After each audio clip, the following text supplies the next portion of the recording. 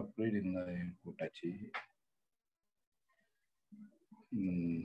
நல்லா போகும். எல்லாம் பெரிய பெரிய ஆட்கள் படிக்கிறாங்க. இதில் கோர்ட்டில் வேலை செய்கிறவங்க, அந்த எப்படியோ அந்த பட்டம் ஒன்று எடுக்கணும் அப்படிங்கிறதுக்காக படிக்கிறவங்க.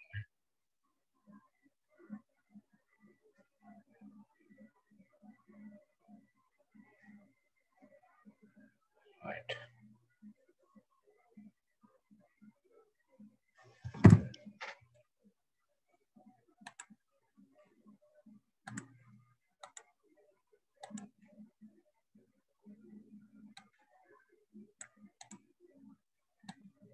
இதெல்லாம் வந்து உங்களுக்கு வரதே தான்.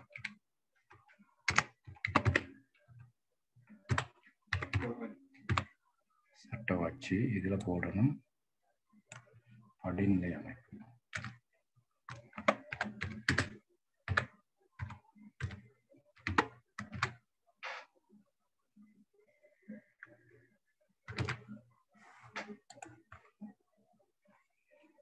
இப்போ நான் என்ன செய்வேன்னு சொன்னா உஷ்ட கொடுத்துருவேன்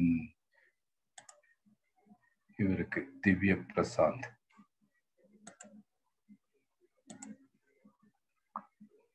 அவருக்கு கஷ்டம் கொடுத்துட்டால் அவர் எல்லாம் இனி அட்மிட் பண்ணிட்டு அதெல்லாம் செய்வாரு.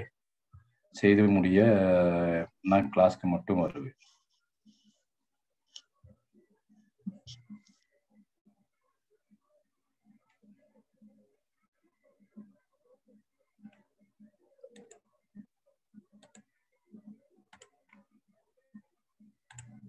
கிளாஸ் டைம் அவங்களும் இருக்கணுமா? கிளாஸ் கோஆர்டினேட்டர் போட்டிருக்காங்க பாடத்துக்கு.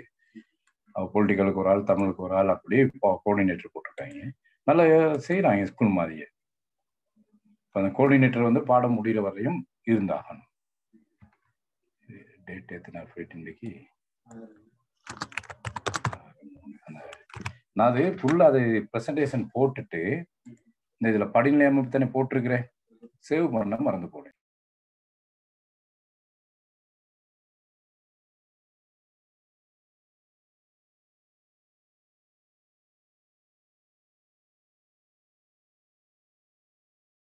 வணக்கம்.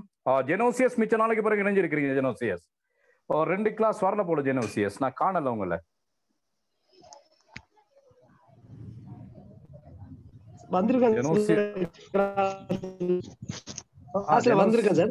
அதான் 2 கிளாஸ் வரல போல இருக்குது. நான் காணல. போன கிளாஸ் எல்லாம் கதைக்கல நீங்க. திவாகரன் ஓகே வந்தாச்சு. சரி சரி ஓகே ஓகே. நாம கொஞ்சம் படிச்சுட்டு என்னன்னு சொன்னா கொஞ்சம் கடும் மழையா இருக்குது. கவரேஜ் எதுவும் பிரச்சனையோ தெரியல. பேசுறது கிளியரா கேக்குதா? இங்க கடுமையான மழையா இருக்குது. பேசுறது ஓகே, பேசுறது ஓகேயா? காயத்ரி பேசுறது okay? Good evening sir. Okay okay okay. இங்க கடும் மழை காயத்ரி. கவிதா எப்படி அந்த ஏரியா கேக்குதா? Okay okay okay. கவிதா நான் பேசுறேன் கேக்குதா கவிதா? அதான் அப்படி பாருங்க. மிச்சம் எல்லா பக்கமும் சிக்கலா இருக்குமா இருந்தால் நாம கிளாஸ் நிப்பாட்டையில் அது ஃபுல் டைம் டேபிள் அவங்களுக்கு ஷெட்யூல் ஆகிட்டது. அதான் இருக்கு. நாம படிப்போம், ஏதாவது நடக்கும் தானே. தூரத்துல இருக்கிறோம் சார். எப்படி எப்படி கம்ப்யூட்டர் ஆன் பண்ணிட்டு ரொம்ப தூரத்தா உட்கார்ந்துருக்கேன் சார். அதான் நானும் அப்படித்தான் இருக்கிறேன். ஹெட்போனை போட்டிருக்கிறேன். கொஞ்சம் பயம்தான். சரி சரி ஓகே ஓகே. எப்படி நாம கடைசி கிளாஸ்ல என்ன பார்த்திருந்தோம்? நாம பொதுத்துறை நிர்வாகத்துல ஒழுங்கமைப்பு கோட்பாடு சம்பந்தமாக பார்த்திருந்தோம். அப்படிதானே? மைக்க ஓப் பண்ணிக்கொள்ளுங்க. எல்லாருமே மைக்க ஓப் பண்ணிக்கொள்ளுங்க. சரி, நாம கடைசி கிளாஸ்ல பொதுத்துறை நிர்வாகத்துல ஒழுங்கமைப்பு கோட்பாடு சம்பந்தமாக பார்த்திருந்தோம். சரி, அதுக்கப்புறம் அந்த ஒழுங்கமைப்பு கோட்பாட்டிலிருந்து கொஞ்சம் விலகி போய் பொதுத்துறை நிர்வாகமும் தனியார் நிர்வாகமும் என்ற தலைப்புல பார்த்திருந்தோம். கேள்வி ஒரு 10-12 பேர் செய்து போட்டிருந்தீங்க. மத்தாக்கள் யாருமே இன்னும் ஆன்சர் போடல. கொஞ்சம் கேள்விக்கு விட எழுத பாருங்க. உங்களுக்கு மே மாதம் எக்ஸாம் அப்படிங்கிறது ஷுவர் பண்ணப்பட்டிருக்குது. மே மாதம் நடுப்பகுதியில 10ஆம் தேதிக்கு பிறகு உங்களுக்கான எக்ஸாம் நடக்கும் அப்படின்னு சொல்லி ஷெட்யூல் பண்ணிட்டாங்க. அதனால யோசிக்க வேண்டிய அவசியம் இல்லை. எக்ஸாம் வந்து மே மாதத்துல கட்டாயமாக நடக்கும். இந்த பாடத்தை போல மற்ற பாடங்களையும் படித்துக் கொள்ளுங்க. உங்களுக்கான எக்ஸாம் சென்டர் வந்து கண்டியில மட்டும்தான் நடக்கும். அவ்வளவு பேரும் கண்டிக்கு வந்தாகணும் போல இருக்கு எக்ஸாமுக்கு. அப்போ கண்டியில தான் எக்ஸாம் நடக்குமா, அதுக்கான ஆயத்தமாக இருங்க. மற்றபடி ஓகே. இன்றைக்கு நாம அந்த பொதுத்துறை நிர்வாகத்துல படிநிலை அமைப்புல ஒழுங்கமைப்பு கோட்பாட்ட பல்வேறுபட்ட அம்சங்கள் இருக்கின்றன. இந்த விடயங்கள் எல்லாமே நாம் அந்த ஒழுங்கமைப்பு கோட்பாடு படிக்கும் பொழுது லைட்டா பார்த்திருக்கிறோம். ஒழுங்கமைப்புன்னு சொன்னால் என்ன இருக்கும்? அங்க படிநிலை இருக்கும், அதிகார வரிசை இருக்கும், கட்டுப்பாடு இருக்கும், இப்படி பார்த்திருக்கிறோமே. அந்த விடயங்கள் ஒவ்வொன்றையும் நாம தனித்தனியாக படிக்க வேண்டியது இருக்குது. இதுல கேள்வி கேட்கலாம். படிநிலை அமைப்பு சிறு குறிப்புக்கு வரலாம், பெரிய கேள்வி வாரத்துக்கு வாய்ப்பில்லை. பின்வருவனவற்றோடு தொடர்புபடுத்தி இரண்டை ஆராய்க. ஒன்று படிநிலை அமைப்பு, மற்றது அதிகார ஒப்படைப்பு, அதிகார வரிசை, இப்படி ஏதாவது இரண்டு கேட்கலாம். அப்ப இதுல கேள்வி என்னன்னு சொன்னால், படிநிலை அமைப்பு சிறு குறிப்பு, பின்வருவனவற்றுள் எவையேனும் ஒன்று பற்றி, பின்வருவனவற்றுள் எவையேனும் இரண்டை பற்றி விளக்குக. ஒன்று படிநிலை அமைப்பு, அதிகார ஒப்படைப்பு, இப்படி ஏதாவது வரலாம். அப்ப இதுக்கான கேள்வி இப்படிதான் வருமே. இந்த விடயத்தை கொஞ்சம் பாடமாக்கி கொள்ள பார்க்கணும். நாம விடயத்துக்கு போகும். முதலாவது படிநிலை அமைப்பு சம்பந்தமாக பார்ப்போம் நாம. சரி, படிநிலை அமைப்பு அல்லது அதிகார வரிசை. படிநிலை அமைப்பு அல்லது அதிகார வரிசை. ஓகே. நிர்வாக அமைப்பில் காணப்படும் மிக முக்கியமான ஒரு அம்சம் படிநிலை அமைப்பு, ஐராக்கின்னு சொல்லுவோம். சரி, படிநிலை அமைப்பாகும். இந்த நவீன அரசுகள் பல்வேறுபட்ட தொழிற்பாட்டு அம்சங்களில் அதிகார துணை செயற்பாட்டில் மிகவும் கரிசனை செலுத்துவதனாலும் பெரும் அமைப்புகள் யாவற்றிலும் சிலர் கட்டளையிட ஏனையோர் அவற்றை பற்றுறுதியோடும் பொறுப்போடும் செயற்படுத்தப்பட்டு வருவதை நாம் அவதானிக்கின்றோம். இப்ப நீங்க பார்த்தீங்கன்னு சொன்னால் ஒரு பெரியதொரு அமைப்பு நாம் எடுப்போம். இப்போ கல்வி அப்படிங்கிறது பெரியதொரு அமைப்பு. அது அமைச்சு மட்டத்திலிருந்து கடைசியாக பாடசாலை மட்டம் வரையும் வரும். அப்ப இந்த கல்வி அமைச்சு தமது இலக்கை அடைந்து கொள்வதற்காக, தமது நோக்கத்தை அடைந்து கொள்வதற்காக மேலிருந்து கீழ் வரை பல்வேறுபட்ட நபர்களை கொண்டு இயங்கி வரும். அப்ப இது சிறிய அமைப்பாக இருந்தாலும் சரி, பெரிய அமைப்பாக இருந்தாலும் சரி, பல்வேறுபட்ட நபர்கள் ஒருவர் கட்டளையிட ஏனையோர் அவற்றை பற்றுறுதியோடும் பொறுப்போடும் செயற்படுத்தி வருவதை நாம காணலாம். இப்ப கல்வி அமைச்சுன்னு சொன்னால் கல்வி அமைச்சின் செயலாளர் போடுகின்ற கட்டளைகளையும் அவரால் போடப்படுகின்ற அறிவுறுத்தல்களையும் கல்வித்துறையில இருக்கிற பல லட்சக்கணக்கான சொன்னால் லட்சக்கணக்கான நபர்கள் என்று சொல்லுகின்ற பொழுது அதிகாரிகள், உத்தியோகத்தர்கள், அது இல்லாம பாடசாலை மாணவர்கள், இப்படி பலரும் அவற்றை பட்டுறுதியோடும் பொறுப்போடும் செயற்படுத்தி வருவதை நாம் அவதானிக்கலாம்.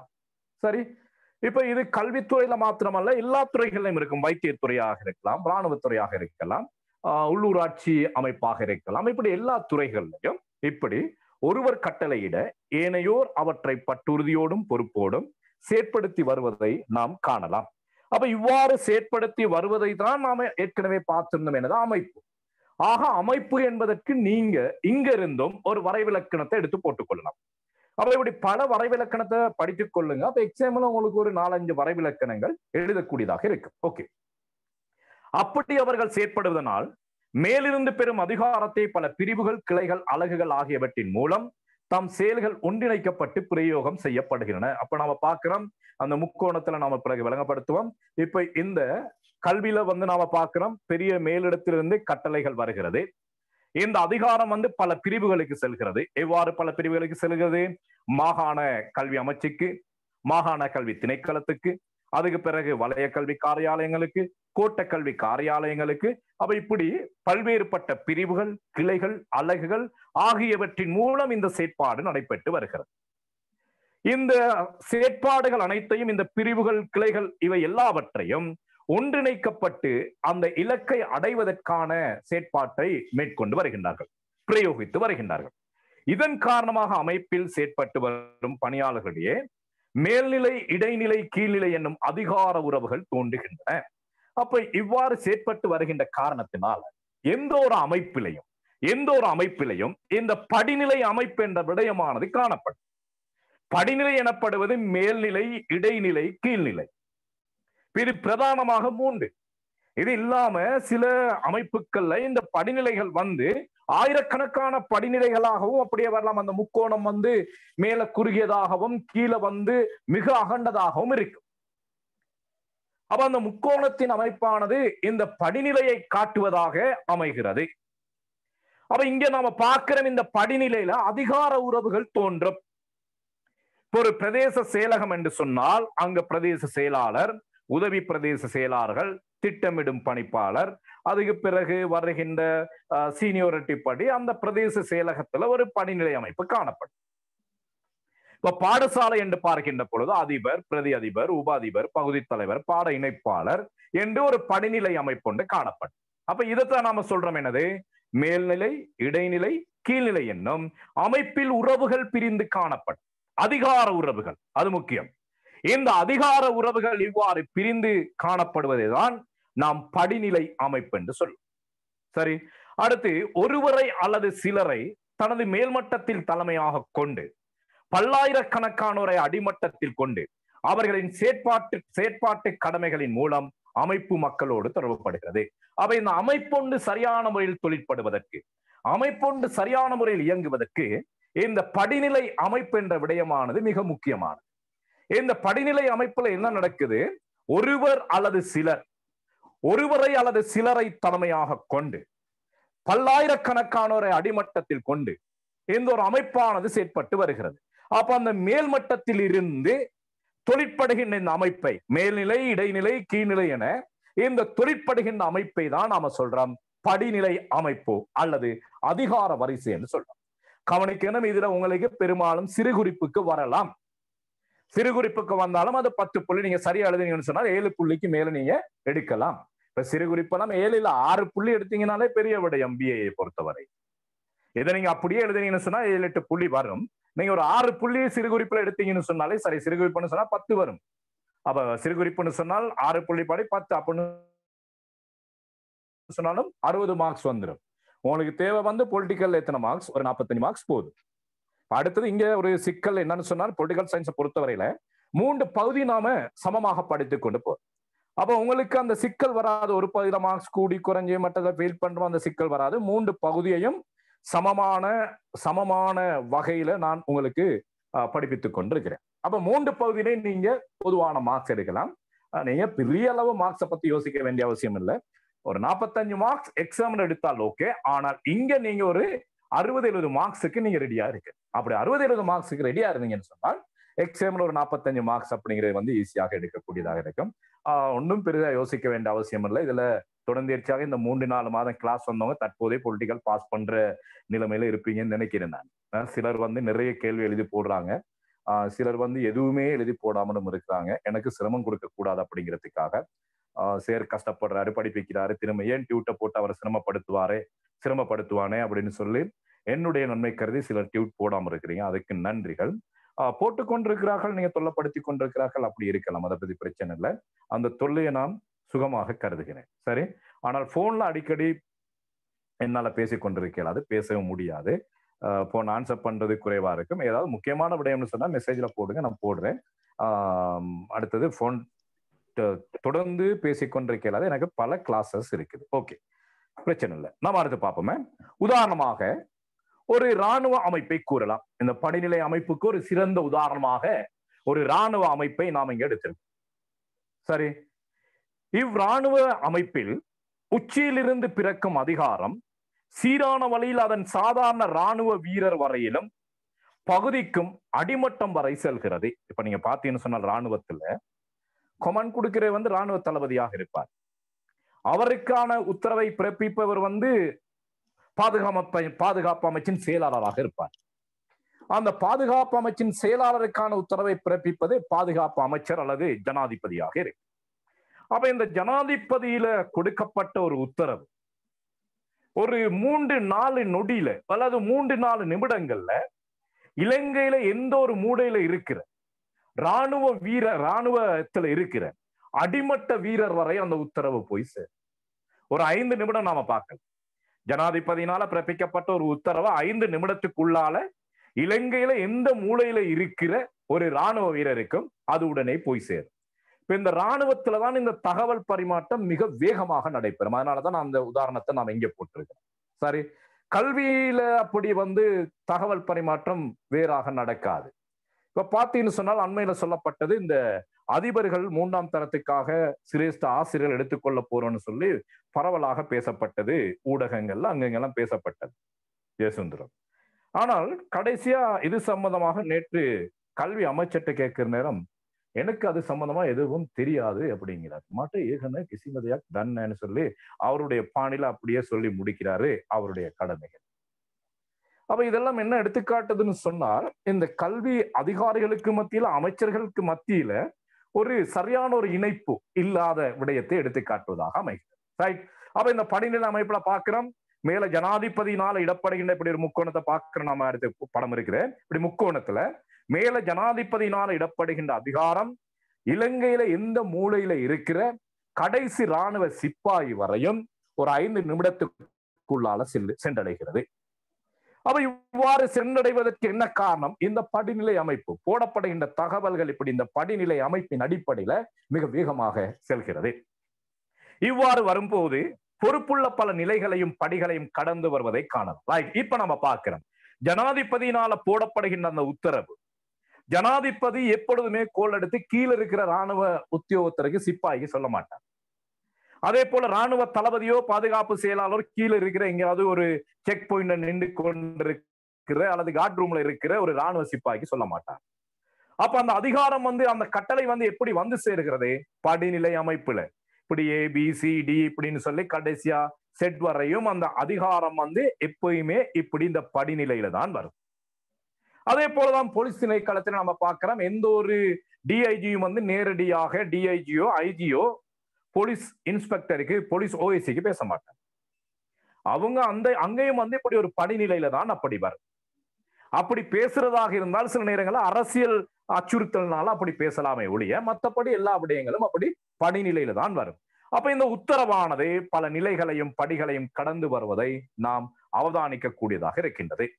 அதாவது சாதாரண ராணுவ வீரருக்கு காணப்படும் பிரச்சனைகளானவை தத்தம் பொறுப்பு நிலைகளுக்கு ஒப்ப பல அளவுகளிலும் வழிகளிலும் ஆய்வு செய்யப்பட்டு முடிவுக்காக மேல் நோக்கி செல்வதையும் அவதானிக்கலாம். இப்ப நாம பார்த்திருக்கிறோம், எப்படி இந்த ராணுவ தளபதியால போடப்பட்ட கட்டளை ராணுவ கடைசி வீரருக்கு வந்ததோ, அதே போல இந்த கடைசி வீரனுக்கு ஏற்படுகின்ற பிரச்சனைகளும் சிக்கல்களும் இப்படி படிப்படியாக போய் இறுதியாக ராணுவ தளபதிக்கு செல்லும். ஆனால் இதுல கவனிக்கணும், ராணுவ தளபதியால இடப்படுகின்ற விடயம் உடனடியாக இங்க கீழ்மட்டத்துக்கு வந்து சேரும். ஆனால் கீழ்மட்டத்துல இருந்து போகின்ற அந்த பிரச்சனைகள் சிக்கல்கள் அவ்வாறு அந்த வேகத்துல போய் சேராது. அது கொஞ்சம் போறதுக்கு காலதாமதம் எடுக்கும். கல்வித்துறையில அப்படிதான். கல்வி அமைச்சரால் இடப்படுகின்ற ஒரு பிரச்சனை, கல்வி அமைச்சரால் இடப்படுகின்ற ஒரு கட்டளை சாதாரண ஆசிரியருக்கு உடனே வந்து சேரும். ஆனால் ஆசிரியர் பிரச்சனை கல்வி அமைச்சருக்கு போறதுன்னு சொன்னால் சில நேரங்கள்ல அந்த கல்வி அமைச்சர் போயிருப்பாரா 5 ஆண்டு பதவி காலத்தை முடித்துப்பாங்க. அப்போ அந்த பிரச்சனை போய் சேரும் அட்ரஸ் பண்ணிருப்போம் GLPRSக்கு அடுத்த அரசாங்கத்துல கல்வி அமைச்சரா பந்துல குணவர்தனைக்கு போய் சேரும். அப்ப அட்ரஸ் பண்ணிருப்பார் ஆசிரியர் GLPRSக்கு, அந்த கடிதம் போய் சேரும் அடுத்த கல்வி அமைச்சருக்கு. அப்படி வேகமாக தகவல் பரிமாறப்படும் கீழ்மட்டத்திலிருந்து மேல்மட்டத்துக்கு இலங்கை போன்ற நாடுகள். ரைட். அப்ப இவ்வாறு கீழ்மட்டத்திலிருந்து மேல்மட்டத்திற்கும் மேல்மட்டத்திலிருந்து கீழ்மட்டத்திற்கும் மேல்மட்டத்திலிருந்து கீழ்மட்டத்தை நோக்கி கட்டளைகள் அதிகாரங்கள் பகிரப்படுவதையும் கீழ்மட்டத்திலிருந்து மேல்மட்டத்துக்கு பிரச்சனைகள் சிக்கல்கள் தெரியப்படுத்தப்படுகின்ற விடயத்தையும் நாம சொல்றோம் படிநிலை அமைப்பு என்று சொல்றோம். இதனால் இந்த அமைப்பில் படிநிலை அமைப்பு என்பது பிரமிட் வடிவத்தை பெற்று முக்கோண வடிவில் படிகளை காட்டுவதாக அமைந்திருக்கு. எப்பொழுதுமே இந்த ஒரு அமைப்பில் படிநிலையானது முக்கோண வடிவத்தை பெற்று பிரமிட் அடிப்படையில அமைய பெற்றிருக்கும். இங்க நாம பார்க்கிறோம், அதிகாரம் கட்டளை கட்டுப்பாடு போன்றவைகள் அமைப்பின் தலைமையிலிருந்து அடிமட்டம் வரை படிகளை கடந்து கீழ் நோக்கி வரும். அப்ப இதுல நாம பார்க்கிறோம் என்னென்ன விடயங்கள்? அதிகாரம் கட்டளை கட்டுப்பாடு போன்ற விடயங்கள் மேல்மட்டத்திலிருந்து கீழ்மட்டம் வரை வரும். அவ மேலிருந்து வாரது அதிகாரமா இருக்கலாம், கட்டளையா இருக்கலாம், கட்டுப்பாடாக இருக்கலாம். படிகளை கடந்து கீழ் நோக்கி வரும். ஒரு அமைப்பில் படிநிலை அமைப்பு கீழ்மட்டத்தில் உள்ள ஒவ்வொரு பிரிவோடும் அதன் உத்தியோகத்தர்களும் தமக்கு உடனடியாக மேலிருக்கும் பிரிவின் தலைமைக்கும் கட்டளைக்கும் பொறுப்பேற்கின்றனர். அப்ப இந்த அமைப்புல நாம பார்த்தோம்னு சொன்னால் மற்றும் ஒரு பண்பு, இப்ப நாம அமைப்புல பண்புகள் பார்த்து கொண்டிருக்கிறோம். ஒரு அமைப்புல ஒவ்வொரு அதிகாரியும் நேராக தமக்கு மேலிருக்கின்ற அதிகாரிக்கு கட்டுப்பாடு உடையவர்கள். இவ பாடசாலை என்று சொல்லுகின்ற பொழுது பாடசாலை ஆசிரியருக்கு உடனடியாக மேலிருக்கின்ற அதிகாரி யாரு? அதிபர். அதே போல அதிபருக்கு உடனடியாக மேலிருக்கின்ற அதிகாரி கோட்டக்கல்வி பணிப்பாளர். கோட்டக்கல்வி பணிப்பாளருக்கு வலய கல்வி பணிப்பாளர். வலய கல்வி பணிப்பாளருக்கு மாகாண கல்வி பணிப்பாளர். மாகாண கல்வி பணிப்பாளருக்கு மாகாண கல்வி செயலாளர். மாகாண கல்வி செயலாளருக்கு மத்திய அமைச்சின் செயலாளர். இப்படி ஒவ்வொரு உத்தியோகத்தரும் உடனடியாக தமக்கு மேலிருக்கின்ற பிரிவின் தலைமைக்கும் கட்டளைக்கும் கட்டுப்படுகின்றவர்கள். அவர்களின் கட்டளைக்கு பொறுப்பேற்க வேண்டிய தேவைப்பாடு இருக்கு. அவர் பாடசாலை ஆசிரியர் என்று சொன்னால் கட்டாயமாக அதிபர் சொல்லுகின்ற விடயத்தை கேட்டு நடக்க வேண்டும். அதிபரின் கட்டளைக்கு அடிபணிய வேண்டும் கட்டாயமாக. அதே போல அதிபர், கோட்டக்கல்வி பணிப்பாளர், வலய கல்வி பணிப்பாளர், இப்படி இந்த ரீதியில வரும்.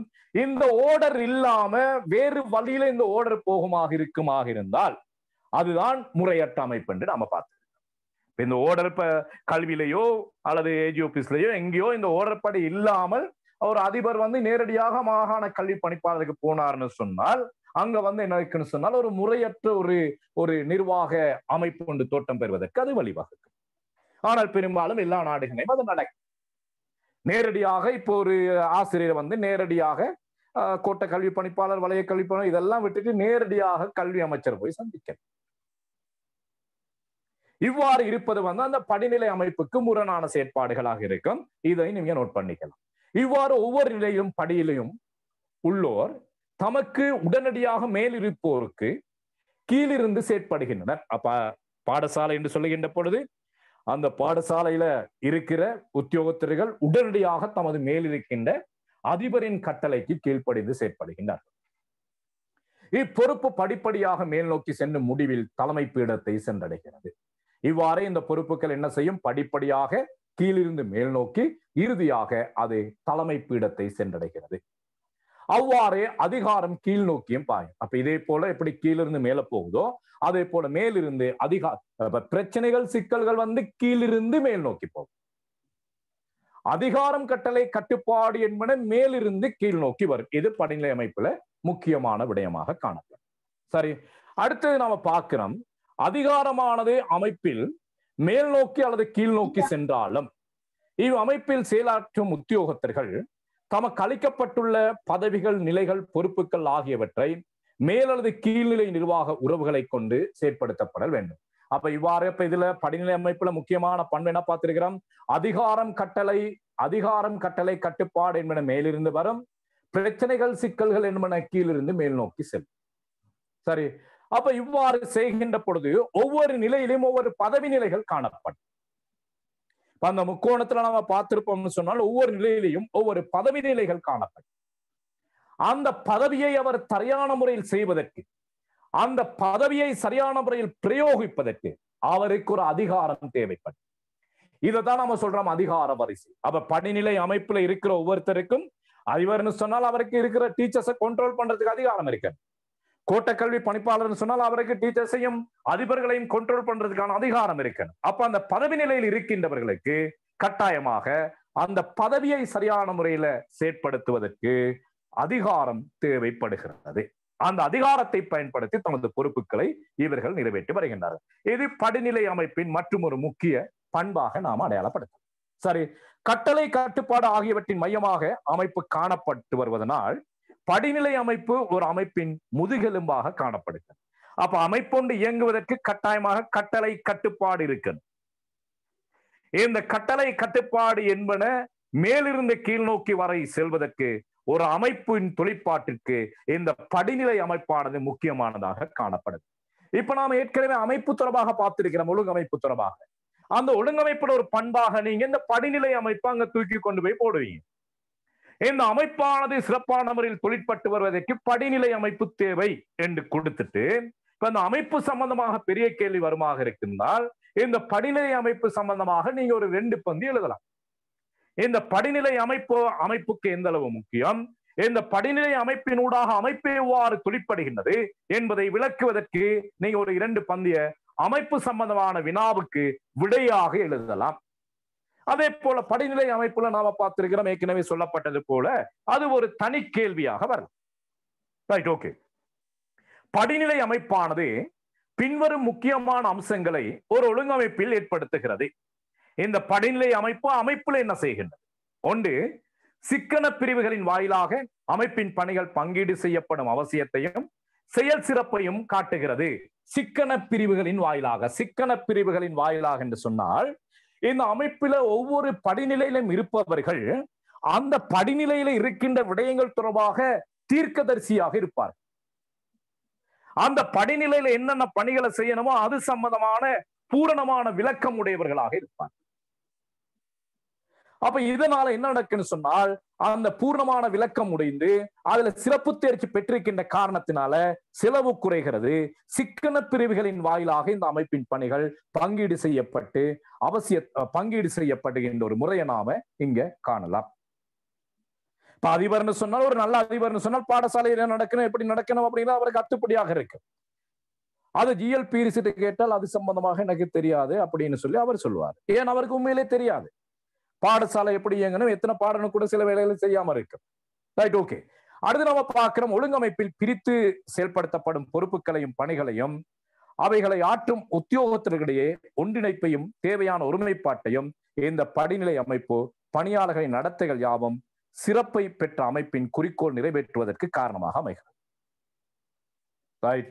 அப்ப இந்த படிநிலை அமைப்பானது சரியான முறையில ஒவ்வொரு படிநிலையிலும் இருக்கின்றவர்களுக்கு பணிகளையும் பொறுப்புகளையும் அதிகாரத்தையும் வழங்கி அந்த அமைப்பினது இலக்கு நோக்கம் என்னவோ அந்த அமைப்பினது இலக்கையும் நோக்கையும் சரியான முறையில் நிறைவேற்றுவதற்கு இந்த படிநிலை அமைப்பு பங்காற்றுகிறது. அமைப்பினது நோக்கத்தையும் இலக்கினையும் சரியான முறையில் செயற்படுத்துவதற்கு இந்த படிநிலை அமைப்பானது பங்காற்றுகிறது. அந்த வகையில இந்த படிநிலை அமைப்பானது முக்கியத்துவம் பெற்றதாக காணப்படுகிறது. ஓகே, அடுத்தது நாம பார்க்கிறோம் இந்த படிநிலை அமைப்பின் முக்கியமான கூறுகள். படிநிலை அமைப்பின் முக்கியமான கூறுகள், ஒவ்வொரு அதிகாரியும் தமக்கு கட்டளை பிறப்பிக்கும் உடனடியாக மேலதிகாரி ஒருவரை பெற்றிருக்க வேண்டும். அவ கட்டாயமாக ஒவ்வொரு படிநிலை அமைப்புல கீழ்மட்டத்தில் இருக்கிற ஒவ்வொருவரும் தமக்கு மேலான ஒரு அதிகாரியை பெற்றிருப்பார். நாம் ஏற்கனவே சொன்னமே, ஆசிரியர்கள் அதிபர் கோட்டக்கல்வி, வலயக்கல்வி, மாகாண கல்வி, இப்படி ஒவ்வொரு அதிகாரியும் தமக்கு உடனடியாக கட்டளை பிறப்பிக்கக்கூடிய ஒரு அதிகாரியை கொண்டிருப்பார்கள். 2, ஒரு அதிகாரி தம் நிலை அல்லது பதவிக்கு கீழ்நிலையில் உள்ள அதிகாரியிடம் இருந்து உத்தரவுகளையும் செயற்பாடுகளையும் ஆணைகளையும் பெருநிலை இருக்கக்கூடாது. அடுத்தது, ஒரு அதிகாரி என்று சொல்லுகின்ற பொழுது அவர் மேலிருந்து கீழத்தான் அதிகாரம் கட்டளை பிறப்பிக்கப்படணுமே ஒழிய கீழிருந்து எப்பொழுதுமே அதிகாரமோ கட்டளையோ பிறப்பிக்க கூடாது. ஒரு பாடசாலையில் இருக்கிற டீச்சர் வந்து சொல்ல இல்லாத அதிபர் நீங்க இப்படி செய்யணும், அது ஆலோசனைகளாக சொல்லலாம், அது ஓர்டர் படி செய்ய அது இதே படிமுறை எல்லா இதுலையும் வரும் கட்டாயமா. ஒரு பிரதேச செயலகம்னு சொன்னால் கீழ் இருக்கிற ஒருவர் போய் இதை இப்படி செய்யலாமான்னு சொல்லி ஆலோசனையாக சொல்லலாம், ஆனால் ஆணையாக பிறப்பிக்கலாம். ஆனால் பிரதேச செயலாளர் தமக்கு கீழ்நிலையில் உள்ளவர்களுக்கு கட்டளைகளை ஆணைகளை பிறப்பிக்கக்கூடிய அதிகாரம் உடையவராக இருப்பார். இது படிநிலை அமைப்பின் மற்றும் ஒரு முக்கியமான பண்பு. என்ன பார்த்திருக்கிறோம்? அதாவது ஒரு பதவி நிலையில் இருப்பவர் தமக்கு கீழுள்ள பதவியில் உள்ளவரின் கட்டளைக்கோ அதிகாரத்துக்கோ கட்டுப்படக்கூடாது. அப்படி இருக்குமாக இருந்தால் அது அமைப்பும் சரியல்ல, ஒரு படிநிலையும் அங்க சரியாக இருக்கு. அடுத்து, மேல்நிலை கீழ்நிலை அதிகாரிகள் ஒவ்வொருவருடைய கண்ணோட்டத்திற்கும் கருத்துக்கும் உட்பட்ட வகையில் தான் தமது செயல்களை செய்ய வேண்டும். இடையில் உள்ள எவரையும் புறக்கணிக்க கூடாது. அப்ப இந்த அமைப்புல அடுத்த முக்கியமான விடயம் என்னன்னு சொன்னால், இந்த முக்கோணத்துல பார்த்திருந்தோமே நாம ABCD இப்படி வருதுன்னு சொன்னால், அமைப்புல இருக்கிற ஒவ்வொருத்தரும் அந்த அமைப்பின் அந்த படிநிலை ஒழுங்கில் செயற்பட வேண்டும். அப்ப இங்கிற டில இருக்கிறவர் சிபியை விட்டுட்டு ஏக்கு போனார்னு சொன்னால், அப்படி இருக்குமாக இருந்தால் அது சிலரை புறக்கணித்ததாக இருக்கு. அதே போல ஏல உள்ளவர் பிசியை விட்டுட்டு அவர் டிக்கு ஏதாவது கட்டளை பிறப்பித்தால் இந்த பியும் சியும் புறக்கணிக்கப்பட்டவர்களாக இருப்பார். ஓகே, அடுத்து, ஒரு ஒழுங்கமைப்பில் ஒவ்வொருவரும் தத்தம் பொறுப்புக்கேற்ப அதிகாரத்தை பெற வேண்டும். அப்ப படிநிலை அமைப்பு மட்டும் இருந்தால் போதாது, பதவி இருந்தால் மாத்திரம் போதாது. அந்த பதவியை சரியான முறையில் செய்வதற்கு பவர், அதிகாரம் தேவை. அந்த அதிகாரம் இருந்தால் தான் அவர் கட்டளைகளையும் உத்தரவுகளையும் கீழிருப்பவர்களுக்கு பிறப்பிக்க முடியும். ஆக படிநிலை அமைப்பில் மற்றொரு முக்கியமான பண்பை நாம பார்க்கிறோம். ஒவ்வொரு படிநிலையில இருப்பவர்களும் தமது அந்த படிநிலைக்குரிய பொறுப்புகளை சரியான முறையில் நிறைவேற்றுவதற்கு அதிகாரம் உண்டு தேவை. Okay, right. இதான் நம்ம பார்க்கிறோம். ஒரு அமைப்பு என்று சொல்லுகின்ற பொழுது ஒரு அமைப்புல இப்படித்தான் இந்த படிநிலைகள் காணப்படும். இது தலைமை பீடமாக இருக்கும், இது கீழ்மட்டமாக இருக்கும், இடையில இப்படி பல்வேறுபட்ட படிகள் காணப்படும். இது பெரிய அமைப்புகள்ல இந்த இடையில இருக்கிறது இப்ப கல்வியில எல்லாம் நம்ம எடுத்து பார்த்தோம்னு சொன்னா நிறைய இருக்கும். இது பாடசாலை மாணவன்ல இருந்து ஆசிரியர் எடுத்து பார்த்தோம்னு சொன்னால் இந்த வருகின்ற எழுத்துக்களின் எண்ணிக்கை அவ்வளவு படிநிலைகள் காணப்படும். இது இராணுவத்துல போலீஸ் இதுல இன்னும் கூடுதலாக இருக்கு. ஒவ்வொரு அமைப்பிலையும் அப்படிதான். நாம இங்க உதாரணத்துக்காக இப்படி ஒரு 4 எழுத்துக்களை போட்டு நாம விளங்கப்படுத்திருக்கிறோம். அப்ப நீங்க அந்த படிநிலை அமைப்பு ஒழுங்கமைப்பு என்று சொன்னால் கட்டாயமாக இந்த முக்கோணத்தை போட்டு கட்டாயமாக விளங்கப்படுத்த வேண்டும். இப்ப நாம அந்த புறக்கணிப்பு பார்த்தோமே. இப்ப இந்த டி சிபிய சந்திக்காது நேரடியாக ஏ இடம் போனால் இது இப்ப இங்க பியும் சியும் புறக்கணிக்கப்படுகின்றார்கள். இதை நீங்க முக்கோணங்களை போட்டு விளங்கப்படுத்துங்க. இந்த முக்கோணத்தை போட்டு இந்த டில இருந்து இங்க போடுங்க ஒரு அம்புக்குறியின் அடுத்த முக்கோணத்துல போட்டு இப்படி நடக்குமாக இருந்தால் இவர்கள் புறக்கணிக்கப்படுகின்றார்கள். அதே போல ஏ பி சிய சந்திக்காது நேரடியாக டிக்கு உத்தரவை பிறப்பித்தால் அங்க பியும் சியும் புறக்கணிக்கப்படுகின்றார்கள். இப்படி இருக்கக்கூடாது. இப்படி இருக்குமாக இருந்தால் அது ஒழுங்கமைப்பு அல்ல, அது முறையற்ற ஒழுங்கமைப்பாக மாறும். இந்த படிநிலை அமைப்பு அப்படி இருக்குமாக இருந்தால் அது படிநிலை அமைப்பு அல்ல. அந்த ஐராக்கி எனப்படுகின்ற அந்த படிநிலை அமைப்பு அங்க இல்லாமல் போகும். எனவே பணியாளர் அவரவரின் நிலைகளுக்கேற்ப அதிகாரம், பொறுப்பு ஆகியவற்றை கட்டாயமாக பெற்றிருக்க வேண்டும் என எதிர்பார்க்கப்படுகிறது. ஓகே, அப்ப நாம பார்க்கிறோம். மேலுள்ள படத்தில் பார்க்கின்ற பொழுது, மேலுள்ள படத்தில் காணுகின்ற பொழுது இந்த படிநிலை அமைப்பு சம்பந்தமான ஒரு தெளிவான விளக்கத்தை நாம் பெற்றுக்கொள்ளக்கூடியதாக இருக்கின்றது இந்த படத்தின் அடிப்படையில். இதன் அடிப்படையில் நாம பார்க்கின்ற பொழுது ஏ என்பவர் இவ் அமைப்பின் பிரதம அதிகாரி ஆவார். சரி, நேர்கீழ் பணியாளர்கள் பிபி பணியாளர்கள் உள்ளார்கள். இவர்கள் நேரடி கட்டுப்பாட்டின் கீழ் இப்ப இங்க பார்க்கிறோம். நாம இதே நம்ம பார்ப்போம். இப்ப இந்த அமைப்புல ஏ என்பவர் பிரதான அதிகாரி. இந்த பிபின்னு சொல்லி 2 பேர் இருக்கிறாங்க. இப்ப இந்த 2 பேரும் ஒரே படிநிலையில் இருக்கின்றார்கள். இது 2 பேர் இல்ல, சில நேரங்கள்ல இதுல 1000 பேர் இருக்கலாம் இந்த நிலையில. அப்ப இந்த நிலையில உள்ளவர்கள் அனைவரும் இவருக்கு கட்டுப்பட்டாகணும் ஏ. அதே போல இந்த பி என்பவருக்கு சி நிலையில் இருக்கின்ற அதிகாரிகள் பலர் இருப்பார்கள். எதுவும் ஆயிரக்கணக்கான பேர்கள் இருப்பார்கள். அப்ப இந்த சி நிலையில உள்ள அவ்வளவு பேரும் இந்த பி நிலையில் உள்ளவர்களுக்கு கட்டுப்பட்டு நடக்க. அதே போல இந்த சி நிலையில் உள்ளவர்களுக்கு டி நிலையில் உள்ளவர்கள் கட்டுப்பட்டு நடக்கும். அப்ப நாம பார்க்கிறோம், மேலிருந்து கீழ் நோக்கி எப்பொழுதுமே அதிகாரம், கட்டளை, கட்டுப்பாடு என்பன வரும். கீழிருந்து மேல் நோக்கி எப்பொழுதும் ஆலோசனைகளும் பிரச்சனைகளும் எதிர்நோக்குகின்ற சவால்களும் இங்கு முன்வைக்கப்படும். இவ்வாறு தொழிற்படுவதான் நாம சொல்றோம் அமைப்பு என்று நாம அடையாளப்படுத்துகின்றோம். சரி, இந்த படிநிலை அமைப்பின் மூலமாக முதன்மையான செய்தி தொடர்பு தோன்றி மேல் நோக்கியும் கீழ் நோக்கியும் இதன் வழியாக தகவல், அறிவுரை, குறிப்பிட்ட கட்டளைகள், எச்சரிக்கைகள், பாராட்டுகள் போன்றவைகள் செல்கின்றன. இதனால் அமைப்பின் உள்ள கட்டுப்பாட்டின் வழியாகவும் பொறுப்புகளை தெளிவாகவும் உறவு முறைகளையும் வரையறை செய்ய இது உதவுகிறது. இப்ப நாம இங்க பார்க்கிறோம், இந்த அமைப்பின் ஊடாக மேல் நோக்கியும் கீழ் நோக்கியும் பல்வேறு வகையான விடயங்கள் பரிமாறப்படும். தகவல், அறிவுரை, குறிப்பிட்ட கட்டளைகள், எச்சரிக்கைகள், பாராட்டுக்கள் என்பன இருக்கு. இப்ப இங்க நாம பார்க்கிறோம், ஏ நிலையில உள்ள ஒருத்தர் பில உள்ளவரை பாராட்டலாம், அல்லது பில உள்ளவர் ஏதாவது தவறு செய்தால் அவரை எச்சரிக்கலாம். பில உள்ளவருக்கு இதை செய்ய சொல்லி கட்டளையிடலாம். கட்டளை என்பது வேறு, கட்டளை என்பது வேறு, அறிவுரை என்பது வேறு. கட்டளை என்பது கட்டாயம் செய்ய வேண்டும் என்பது, அறிவுரை என்பது இதனை செய்தால் நல்லா இருக்கும், நீங்க இவ்வாறு நடந்து கொள்ள வேண்டும் என்று ஆலோசனை சொல்வது அறிவுரை. அடுத்து தகவல் பரிமாறப்படும். சரி, அப்ப என்ன செய்யலாம்? அப்ப அதே போல கீழிருந்து மேல என்ன நடக்கும்னு சொன்னால் அறிவுரை ஆலோசனைகள் என்பன அங்க போகும். அது அறிவுரை என்று சொல்றதை விட ஆலோசனைகள் போகும். இப்போ ஒரு ஸ்கூல்ல இருக்கிற டீச்சர் போய் சொல்லலாம் பிரின்சிபல்கிட்ட, சார் அது இப்படி செய்தா நல்லா இருக்குமே அப்படின்னு சொன்னால், இப்படி செய்யணும் சொல்ல இயலாது, இப்படி செய்யலாமே சார் அப்படின்னு சொல்லி அந்த அதிபரோட கலந்துரையாடல். இதை நாம சொல்லுவோம் ஆலோசனை. சரி, அதே போல அதிபர் இதை செய்யணும்னு சொன்னாருன்னு சொன்னால் அது கட்டளையாக இருக்கும். சில நேரங்கள் எச்சரிக்கை விடலாம், சில நல்ல ஆசிரியர்களுக்கு பாராட்டு தெரிவிக்கலாம். அப்போ ஒரு படிநிலை அமைப்புல இந்த விடயங்கள் கட்டாயமாக இருக்கும். இதன் வழியாக தகவல், அறிவுரை, குறிப்பிட்ட கட்டளைகள், எச்சரிக்கைகள், பாராட்டுக்கள் என்பன இடம்பெற்றுக் கொண்டிருக்கு. எனவே ஒரு அமைப்பின் பிரிவுகள் யாவும் மேல்மட்டத்திலிருந்து கீழ்ப்படி வரை கீழ்ப்படிநிலை வழியாக சங்கிலி தொடர்பு போன்று தொழிற்பட்டு வரும்.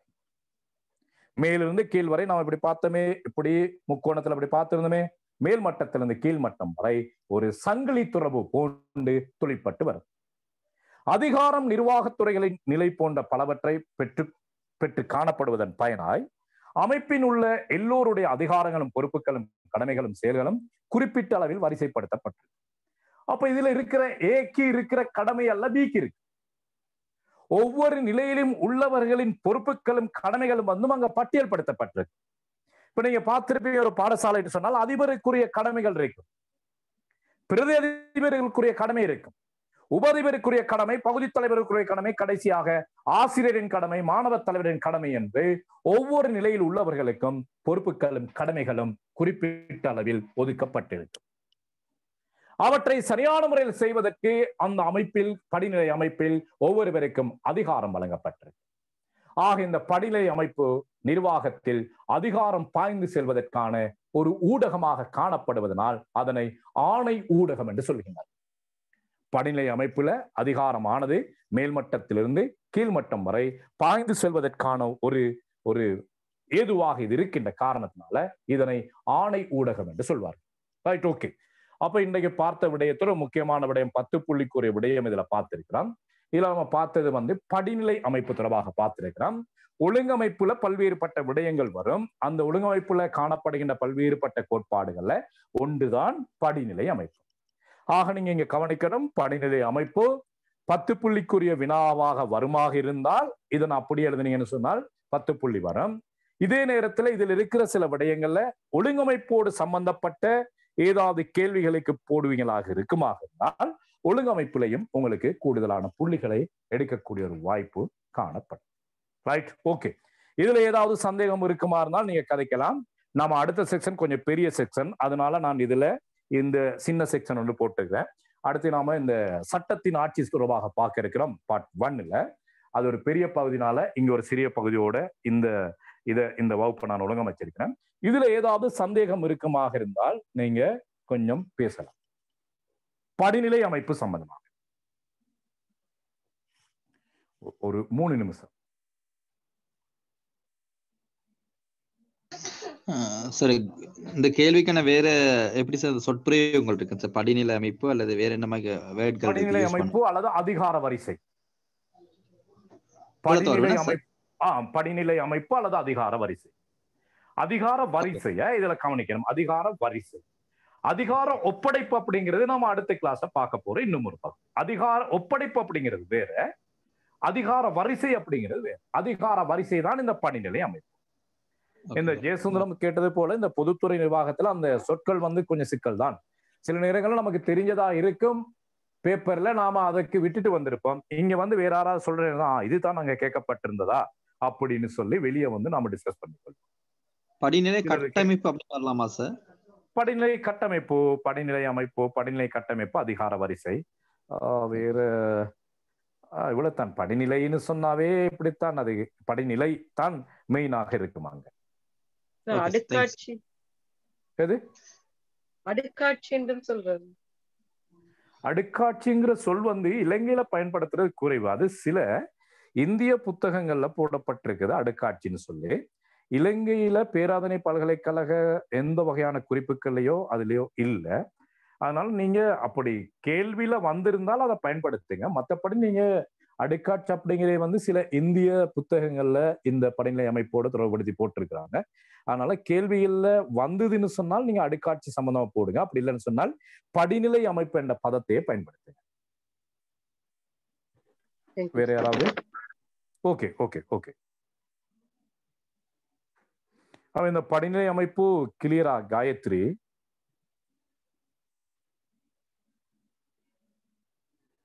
காயத்ரி கிளாஸ்ல இருக்கீங்களா?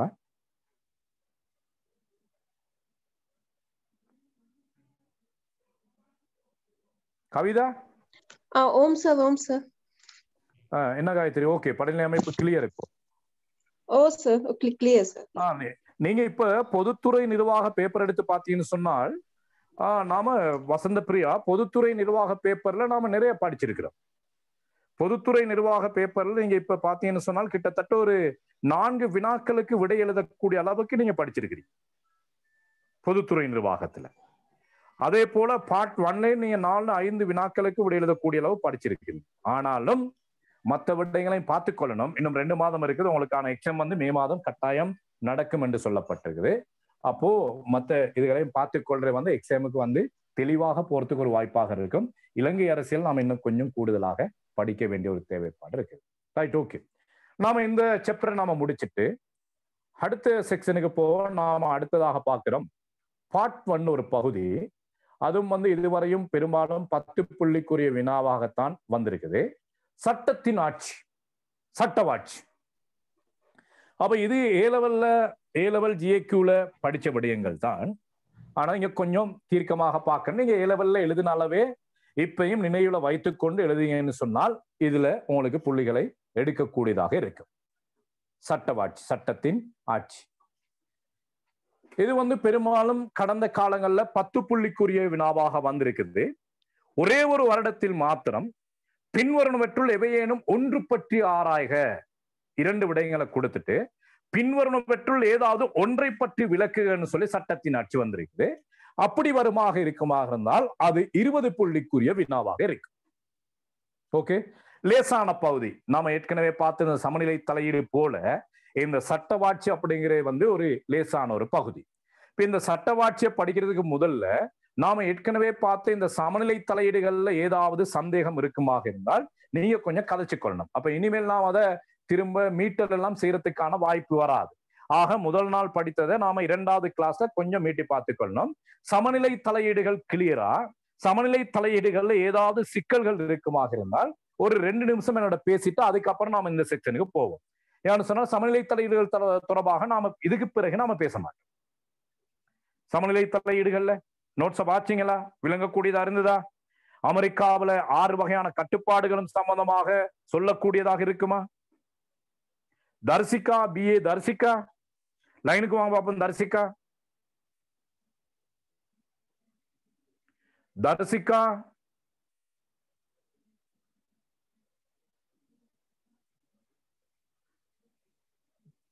பி பிரியதர்ஷினி, லைனுக்கு வாங்க பாப்போம். தர்சிகா, ஓகே. தர்சிகா, தர்சிகா எனக்கு சொல்லணும், இந்த சமநிலை தலையீடு என்பதற்கு ஒரு சின்ன ஒரு வரைவிலக்கணத்தை சொல்லுங்க பாப்போம். தர்சிகா.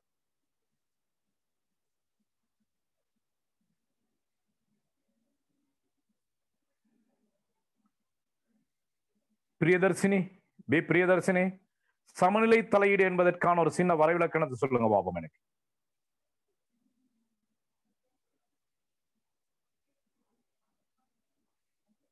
ஜெயசுந்தரம் சார், அரசாங்கம் வந்து தனது அதிகாரத்தை வந்து சார் முறைகேடாக அல்லது மற்றவங்களுக்கு அழுத்தம் பிரயோகக்கூடிய வகையில செயற்படும் போது சார் அதனை வரையறை செய்வதற்காக கொண்டு வரப்பட்ட ஒரு கோட்பாடு தான் சார் சமநிலை தலையீடு. Okay okay. அரசாங்க நிறுவனங்கள் தமது அதிகாரத்தை பயன்படுத்தி சர்வதிகாரமாக அல்லது மற்றவர்களின் செயற்பாடுகளை தலையிடுகின்ற பொழுது அரசாங்க அதிகாரத்தை வரையறுப்பதற்காக அல்லது அரசாங்க அதிகாரத்தை கட்டுப்படுத்துவதற்காக மேற்கொள்ளப்பட்டிருக்கின்ற ஒரு பொறிமுறைதான் சமநிலை தலையீடு. ஓகே, ஜெயசுந்தரம் சொன்னது சரி. எங்க பிரியதர்ஷினி, வேற ஏதாவது ஒரு வரைவிலக்கணம் சமநிலை தலையீடு சம்பந்தமாக?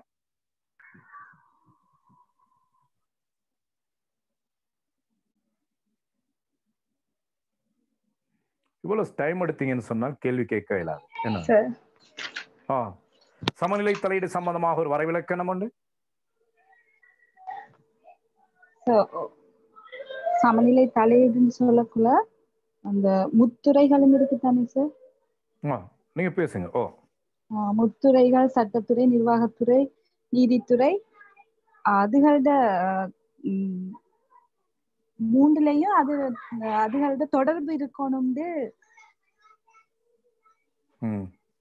கொஞ்சம் படிக்கணும் பிரியதர்சினி. 3 துறைகளும் தமது அதிகாரத்தை பயன்படுத்தி சர்வதிகாரமாக வரையறையற்ற முறையில் நடந்து கொள்ளக்கூடாது என்பதற்காக அதிகாரத்தை அதிகாரத்தால் கட்டுப்படுத்துவதற்காக ஏற்படுத்தப்பட்ட ஒரு விடயம்தான் சமநிலை தலையீடு. அதிகாரத்தை அதிகாரத்தால கட்டுப்படுத்தும் முகமாக ஏற்படுத்தப்பட்டதுண்டுதான் சமநிலை தலையீடு. Okay right. ஓகே ஓகே நீங்க சரி. எனக்கு ஜப்னா கிரிஜா இருக்கிறீங்க அன்னைக்கு லைன்ல. கிரிஜா ஓம் சார். கிரிஜா இந்த சமநிலை தலையீடுக்கு சம்பந்தமா வேற ஓகே கிரிஜா சமநிலை தலையீடு சம்பந்தமா வேற ஒரு வரைவிலக்கணம் சொல்லுங்க கிரிஜா பாப்போம்.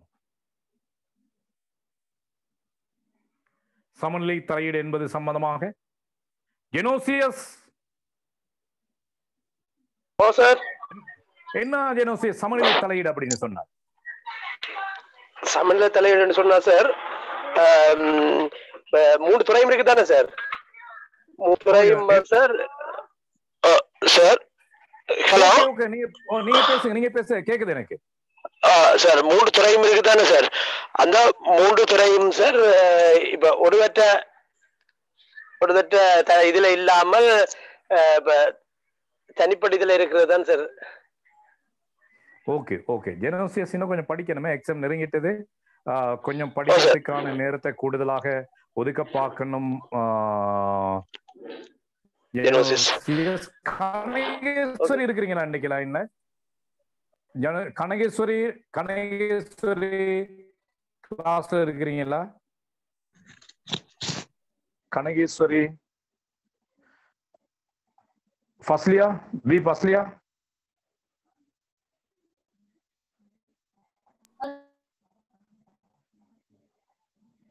பி ஃபஸ்லியா. ஓம் சார் இருக்கேன்.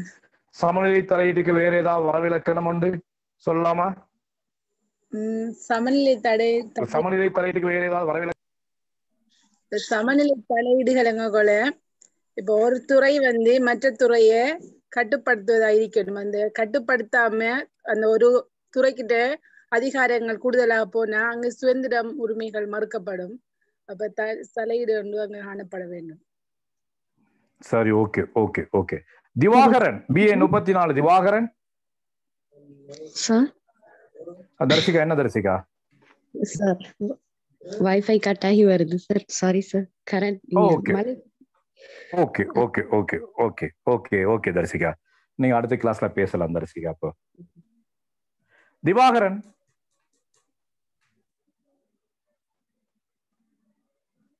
திவாகரன் பேசுறீங்க கேக்குது இல்ல திவாகரன்?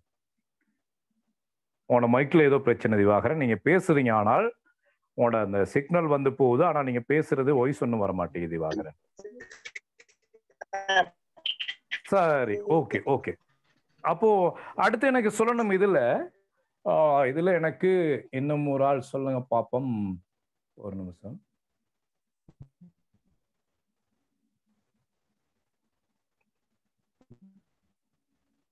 ஜே மனோகரன்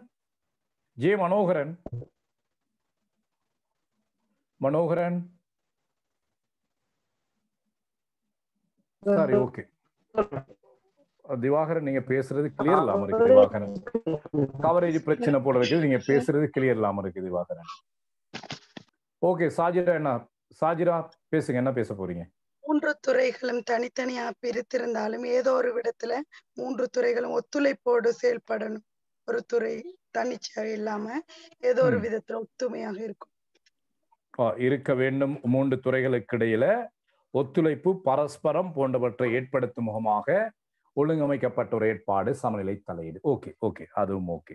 சரி அப்போ அடுத்து நாம் கடைசி ஒரு வரைவிலக்கணம் சொல்லுகிறேன். சட்டத்துறைக்கு தடையாக நிர்வாகத்துறையும், நிர்வாகத்துறைக்கு தடையாக சட்டத்துறையும், இவ்விரு துறைகளுக்கு தடையாக நீதித்துறையையும் ஒழுங்கமைத்த ஒரு ஏற்பாடுதான் சமநிலை தலையீடு. சட்டத்துறைக்கு தடையாக நிறைவேற்றுத்துறை, நிறைவேற்றுத்துறைக்கு தடையாக சட்டத்துறை, இந்த இரண்டு துறைகளுக்கு தடையாக நீதித்துறையும் செயற்படுகின்ற ஒரு பொறிமுறைதான் சமநிலை தலையீடு என்று நாம பார்த்திருந்தோம். அது இல்லாம நாம ஐக்கிய அமெரிக்காவில் இந்த சமநிலை தலையீடு எவ்வாறு காணப்படுகிறது, சமநிலை தலையீட்டின் ஊடாக ஐக்கிய அமெரிக்க அரசாங்க அதிகாரங்கள் எவ்வாறு கட்டுப்படுத்தப்படுகிறது, இவ்வாறு கட்டுப்படுத்தப்படுவதனால மொண்டெஸ்கியூவின் வலுவேராக்க கோட்பாடு அமெரிக்காவில் என்ன நடந்தது என்பது தொடர்பான விடயங்களை நாம் கடந்த கிளாஸ பார்த்திருந்தோம். அந்த வகையில் அமெரிக்காவில் சட்டத்துறை நிறைவேற்றுத்துறையை, நிறைவேற்றுத்துறை சட்டத்துறையை, சட்டத்துறை நீதித்துறையை, நீதித்துறை சட்டத்துறையை, நீதித்துறை நிறைவேற்றுத்துறையை, நிறைவேற்றுத்துறை நீதித்துறை என்று 6 வகையான கட்டுப்பாடுகள் இருக்கின்றன. இந்த 6 வகையான கட்டுப்பாடுகள் இருக்கின்ற காரணத்தினால அமெரிக்காவில் சமநிலை தலையீடுகள் என்ற விடயம் மேலோங்கி இருப்பதாகவும், இந்த சமநிலை தலையீடுகள் என்ற விடயத்தின் காரணமாக மொண்டெஸ்கியூவின் வலுவேராக்க கோட்பாடு அமெரிக்காவில் செயலிழந்து இருப்பதாகவும் நாம பார்த்திருக்கோம். சரி, இந்த வலுவேராக்க கோட்பாடு சம்பந்தமாக ஒரு 2 வினாக்கள் மாத்திரம் எழுதி யாரோ போட்டிருந்தீங்க, மத்தாக்கள் யாருமே எழுதி போடல. அப்ப இந்த வலுவேராக்கம் சம்பந்தமான விடயங்களையும் கொஞ்சம் பார்த்து கொள்ளுங்க. நாம அடுத்த கிளாஸ்ல இந்த பார்ட் 1ல ரோமோ கால சிந்தனையாளர்கள் ஒருவரை பத்தி நாம படிக்க வேண்டிய தேவைப்பாடு இருக்குது. ரோமோ கால சிந்தனையாளர்கள் 2 பேர் இருக்கிறாங்க, மத்திய கால சிந்தனையாளர்கள் 2 பேர் இருக்கிறாங்க, நவீன கால சிந்தனையாளர்கள் ஒரு 6 பேர் இருக்கிறாங்க. அப்ப மொத்தமாக இன்னும் சிந்தனையாளர்களே நாம இன்னும் 10 பேரை படிக்க இருக்குது, ஆக குறைந்தது. ஓகே, அது அவ்வளவு படிச்சுட்டோம்னு சொன்னால் யாராவது ஒருத்தர் வருவார் என்ற நம்பிக்கையோட நாம எக்ஸாமுக்கு போகலாம். ரைட், நாம அடுத்து பார்க்கிறோம் இன்னைக்கு சட்டவாட்சி. யாரு பேசுறது? ஓகே, கவிதா சொல்லுங்க. கவிதா சார், போன வீக் கேள்வி ஒன்று தந்தீங்க சார். மொண்டெஸ்கியூவின் வலுவேராக்க கோட்பாட்டை விளக்கி அதன் தற்கால பொருத்தப்பாட்டினை அமெரிக்காவுடன் ஒப்பிட்டு ஆராய்க. சார், இந்த வினாவை பாதி எழுதிக்கிட்டு போற நேரம் சந்தேகம் வந்துச்சு சார். இப்ப இந்த வலுவேராக்க கோட்பாட்டை நன்மை தீமை எல்லாம் போட்டுட்டு பிறகு அமெரிக்காவோட ஒப்பிட்டு எழுதணுமா சார்? இதுல மெயின் பார்ட் வந்து தற்கால உலகத்துல வலுவேராக்கம் எப்படி இருக்கிறது தான் மெயின் பார்ட் இதுல, இந்த கேள்வியை பொறுத்த வரையில. அப்ப இந்த வலுவேராக்கம் சம்பந்தமாக நீங்க ஒரு வலுவேராக்கம் சம்பந்தமாக அறிமுகம், அதன் முக்கியத்துவம், அதை எல்லாமே ஒரு 2 பக்கத்துக்குள்ளால முடிக்கணும் கவிதா, வலுவேராக்கம் சம்பந்தமாக. அடுத்து 3வது பக்கத்துல நீங்க ஆரம்பிக்கணும் இந்த மொண்டெஸ்கியூவின் வலுவேராக்கமும் மொண்டெஸ்கியூ சொன்ன நிபந்தனைகள். ஓகே, 3 நிபந்தனை, அந்த விடயத்தோட 3வது பக்கத்தை நீங்க முடிக்கணும். அடுத்த 3 பக்கத்துல நீங்க ஏதாவது ஒரு நாட்டை எடுத்துக்கொண்டு அமெரிக்காவோ இலங்கையோ பிரித்தானியாவோ, அமெரிக்காவை எடுங்க, அதான் ஈஸியாக இருக்கும். அமெரிக்காவை எடுத்துக்கொண்டு அமெரிக்காவில வலுவேராக்கம் அந்த 1வது நிபந்தனை, 2வது நிபந்தனை, 3வது நிபந்தனை என்ற ரீதியில ஆராய்ச்சிங்கன்னு சொன்னால் முழுமையான விடையாக இருக்கு. அப்ப நீங்க 3 பக்கம் வரையும், 3 பக்கம் 2.5 பக்கம் வரையும் வலுவேராக்கம் 3 பக்கத்தை போட்டுக்கிறீங்க. வலுவேராக்கம் தொடர்பான அறிமுகத்தையும் மொண்டெஸ்கியூவின் வலுவேராக்கம் தொடர்பான விடயத்தையும் ஒரு 3 பக்கத்துக்கு எழுதலாம். அடுத்த 3 பக்கத்துக்கு நீங்க தற்கால நடைமுறையோட தொடர்புபடுத்தி எழுதலாம். எனக்கு இப்ப இதுல கொஞ்சம் 2-3 பேர் எனக்கு கருத்து தெரிவிக்கணும். நான் உங்களுக்கு பொலிட்டிக்கல் கிளாஸ் ஆரம்பிக்க நேரம் 6 பக்கம்னு சொன்னோன்னு கொஞ்சம் பேர் எப்படி எழுதுறதுன்னு சொல்லி யோசிச்சீங்க தானே? அப்படி யாராவது யோசிச்சாக்கள் இருக்கிறீங்களா? 6 பக்கம் விட எழுதணும்னு சொன்னதுக்கு பிறகு எப்படி எழுதுறதுன்னு சொல்லி யோசிச்சாக்கள் இருக்கிறீங்களா? 6 பக்கத்துக்கு விட எழுத முடியுமான்னு சொல்லி யோசிச்சேன் சார். அந்த அளவுக்கு விஷயம் இருக்குமாங்கிறது யோசிச்சேன் சார். யோசிச்சீங்க, சரி. இப்போ ஜெயசுந்தரம் சில கேள்விகளை உங்களுக்கு படிக்கும் பொழுது 6 பக்கத்துக்குள்ளால எப்படி எழுதுறதுங்கிற சந்தேகம் வருதா?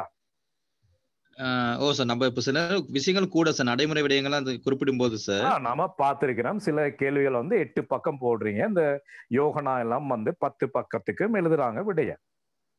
நீங்க 10 பக்கத்துக்கு விட எழுதுனீங்கன்னு சொன்னால் வெரி குட், நல்ல புள்ளி வரும்.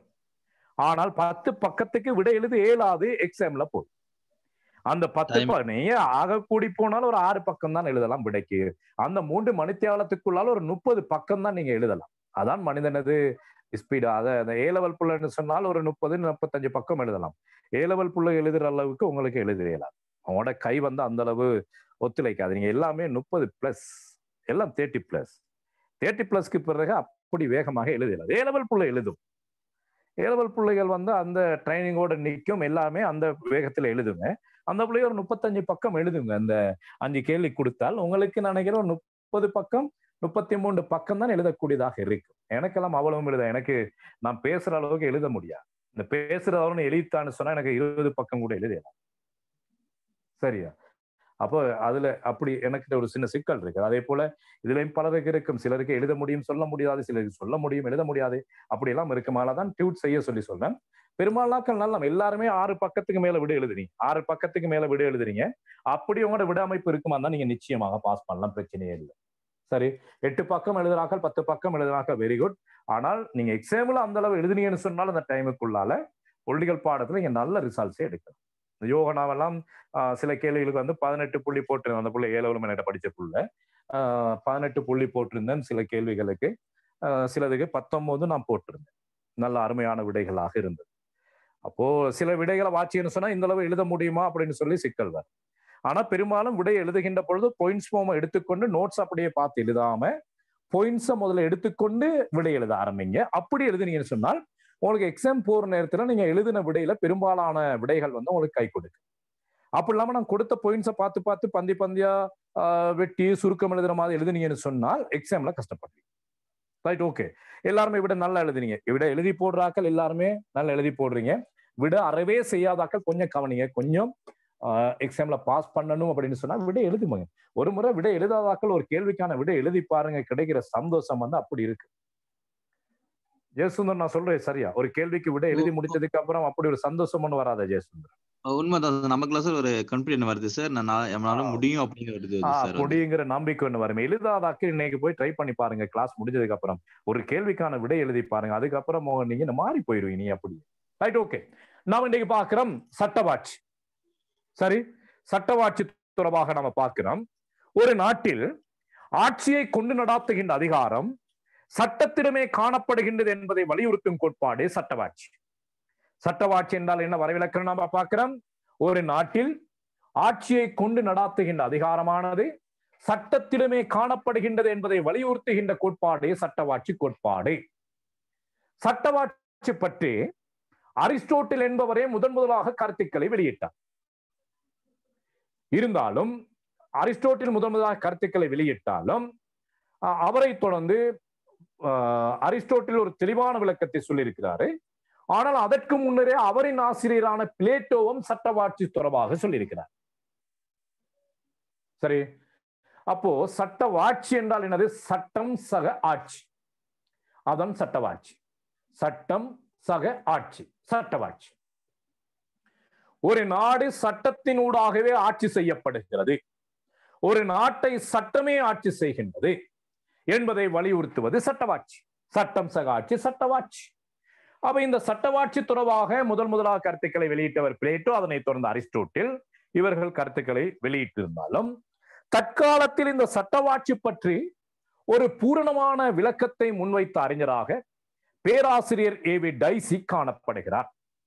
இந்த பேராசிரியர் ஏவி டைசி தான் சட்டவாட்சி தொடர்பான முழுமையான விளக்கத்தை முன்வைத்தவராக காணப்படுகிறார். பேராசிரியர் ஏவி டைசி. இவர் 1885 ஆண்டில் தான் எழுதிய 1885 ஆண்டில் தான் எழுதிய அரசியலமைப்பு சட்டம் என்ற நூலில் பிரித்தானிய அரசியலமைப்பில் சட்ட அடிப்படைகளை அடிப்படையாக கொண்டு இந்த சட்டவாட்சி கோட்பாட்டை முன்வைக்கிறார். சரி, தற்காலத்தில் சட்டவாட்சி தொடர்பாக இதுல கவனிக்கணும். சிலர் வந்து கிளாஸ்ல நான் கதைக்கும் பொழுது வெளியில போயிட்டு திரும்ப வாரீங்க கிளாஸுக்கு. இனிமேல் கவனிக்கணும், திவியும் கவனிக்கணும். அப்படி இடையில போயிட்டு வாராக்களை நீங்க அட்மிட் பண்ண வேண்டிய அவசியம் இல்லை திவி. ஓகே,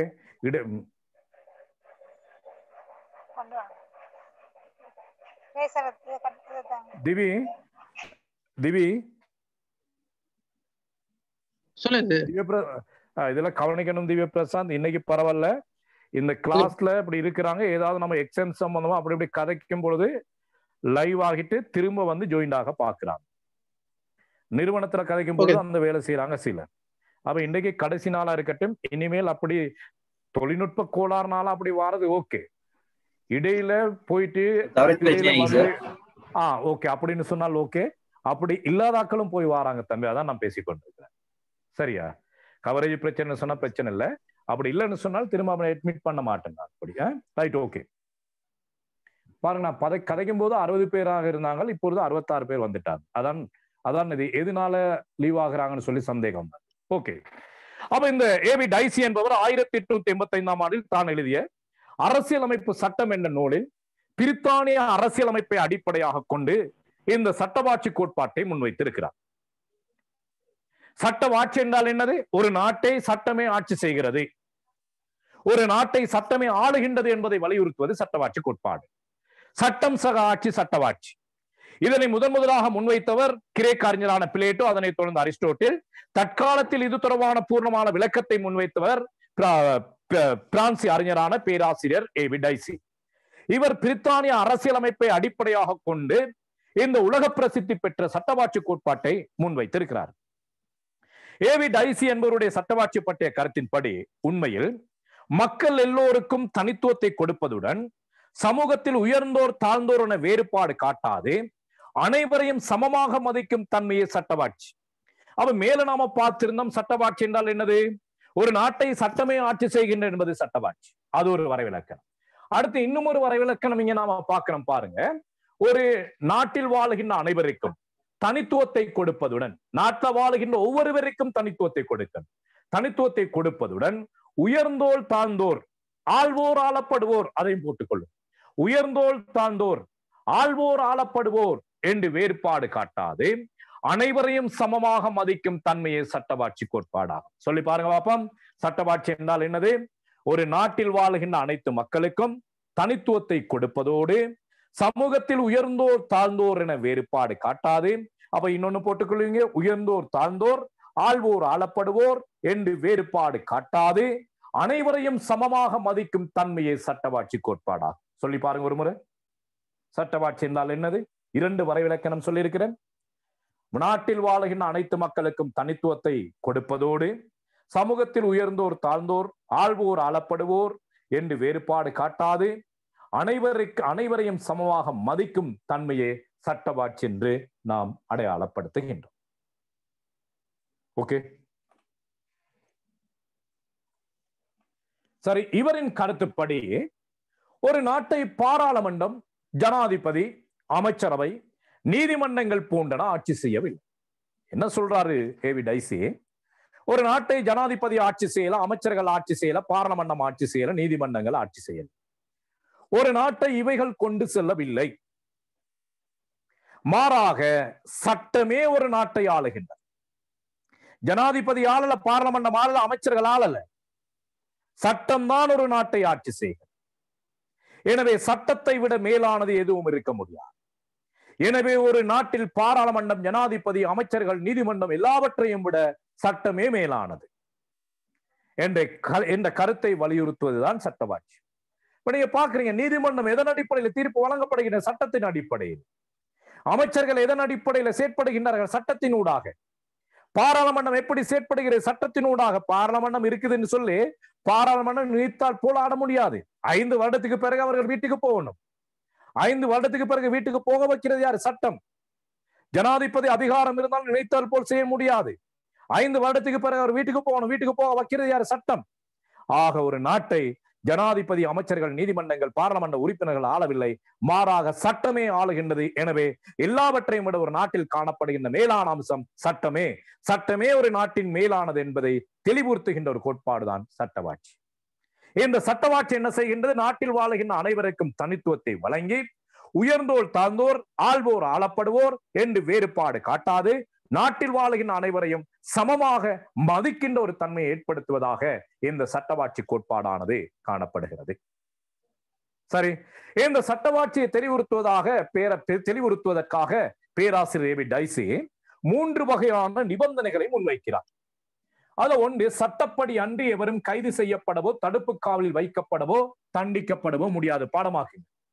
சட்டப்படி அன்றி எவரும் கைது செய்யப்படவோ தடுப்பு காவலில் வைக்கப்படவோ தண்டிக்கப்படவோ முடியாது. சட்டப்படி அன்றி எவரும் கைது செய்யப்படவோ தடுப்பு காவலில் வைக்கப்படவோ தண்டிக்கப்படவோ முடியாது. ஒருவரை கைது செய்ய வேண்டும் என்று சொன்னால் அங்க கட்டாயமாக ஏதாவது ஒரு சட்டம் ஒன்று இருக்கு. அது என்ன சட்டமாக இருக்கலாம்? பயங்கரவாத தடை சட்டமா இருக்கலாம், இந்தியா போன்ற நாடுகள்ல தடா சட்டமாக இருக்கலாம், குண்டர்கள் தடுப்பு சட்டமாக இருக்கலாம், அவசர கால சட்டமாக இருக்கலாம். இப்படி ஏதாவது ஒரு சட்டம். ஒருவரை கைது செய்கின்ற பொழுது ஏதாவது ஒரு போலீஸ்காரர் வந்து உங்களை கைது செய்தார்னு சொன்னால் ஏதாவது ஒரு சட்டம். லஞ்ச ஊழல் வாங்கினால் லஞ்ச ஊழல் தடுப்பு சட்டம், ஏதாவது நீதிமன்றத்தை அவமதித்தால் நீதிமன்ற அவமதிப்பு சட்டம், ஏதாவது ஒரு சட்டத்தை அடிப்படையாக கொண்டுதான் ஒரு நபரை கைது செய்யலாம். சட்டத்தின் அடிப்படையில தான் அவரை விசாரிக்கலாம், சட்டத்தின் அடிப்படையில தான் நீதிமன்றத்தில் அவருக்கு தண்டனை வழங்கலாம்.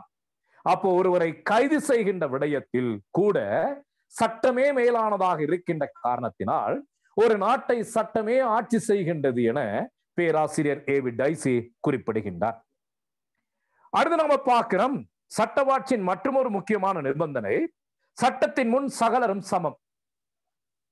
சட்டத்தின் முன் அனைவரும் சமம். பொது சட்டத்திற்கு எவரும் விதி விலக்கு அல்ல. அவன் இந்த சட்டத்தின் அடிப்படையில உயர்ந்தோர் தாழ்ந்தோர் என்று பார்க்க இயலாது, ஆள்வோர் ஆளப்படுவோர் என்று பார்க்க இயலாது, மேட்டுக்குடியான் தாழ்ந்த குடியான் என்று பார்க்க முடியாது, ஆண் பெண் வேறுபாடு பார்க்க முடியாது. சட்டத்தின் முன் அனைவரும் சமம்தான். ஹெரோயின் கொண்டு போனால் பெண்ணாக இருக்கலாம், ஆணாக இருக்கலாம், குற்றம் குற்றம்தான். இப்ப நீ கடந்த காலங்களை பார்த்தீங்கன்னு சொன்னா இந்த கடத்தல் நடவடிக்கைகளை கூடுதலாக பெண்கள் ஈடுபடுறாங்க. அதான் நான் அந்த விடயம் சம்பந்தமாக இங்க சொன்னேன். கொண்டு போய் மாட்டுப்பட்டால் மாட்டுப்பட்டுதான். சட்டம் என்ன சொல்லுவோ அங்க நான் ஒரு பெண் அதனால என்ன விட்டுருங்க அப்படியெல்லாம் சொல்லலாம். சட்டத்தின் முன்னிலையில் சகலரும் சமம். ஆள்வோர் ஆளப்படுவோர் உயர்ந்தோர் தாழ்ந்தோர் இப்படி எல்லோருமே சட்டத்தின் முன் சமம். பொது சட்டத்திற்கு எவரும் விதிவிலக்கல். சட்டம் ஒன்று உருவாக்கப்பட்டு விட்டால் அந்த சட்டத்திற்கு யாருமே விதிவிலக்கல். அப்படி என்றால் என்னது? அந்த சட்டத்தை உருவாக்கியவரும் சட்டத்திற்கு கட்டுப்பட்டு தான் நடக்கும். சட்டத்தை உருவாக்கியவரும் சட்டத்துக்கு கட்டுப்பட்டு தான் நடக்கும். இப்ப பாத்தீங்கன்னு சொன்னால் இப்ப இந்த கடந்த காலங்களில் இருந்த 2010ஆம் ஆண்டு காலப்பகுதிய 2005ஆம் ஆண்டு காலப்பகுதியில ஜனாதிபதி மஹிந்த ராஜபக்ச பதவியேற்றவுடன் புதிதாக 2 சட்டங்கள் கொண்டு வந்தார். ஒன்று ஆண்களுக்கு ஒரு சட்டம், பெண்களுக்கு ஒரு சட்டம். அந்த சட்டம் சம்பந்தமா நீங்க இப்ப மறந்துருப்பீங்க. அதுல ஆண்களுக்கு கொண்டு வரப்பட்ட சட்டம் என்னன்னு சொன்னால், பொது இடங்களில் எவரும் புகைப்பிடிக்க முடியாது. ஆண்களுக்கு ஒரு சட்டம். பெண்களுக்கு ஒரு சட்டம் கொண்டு வந்தாரு.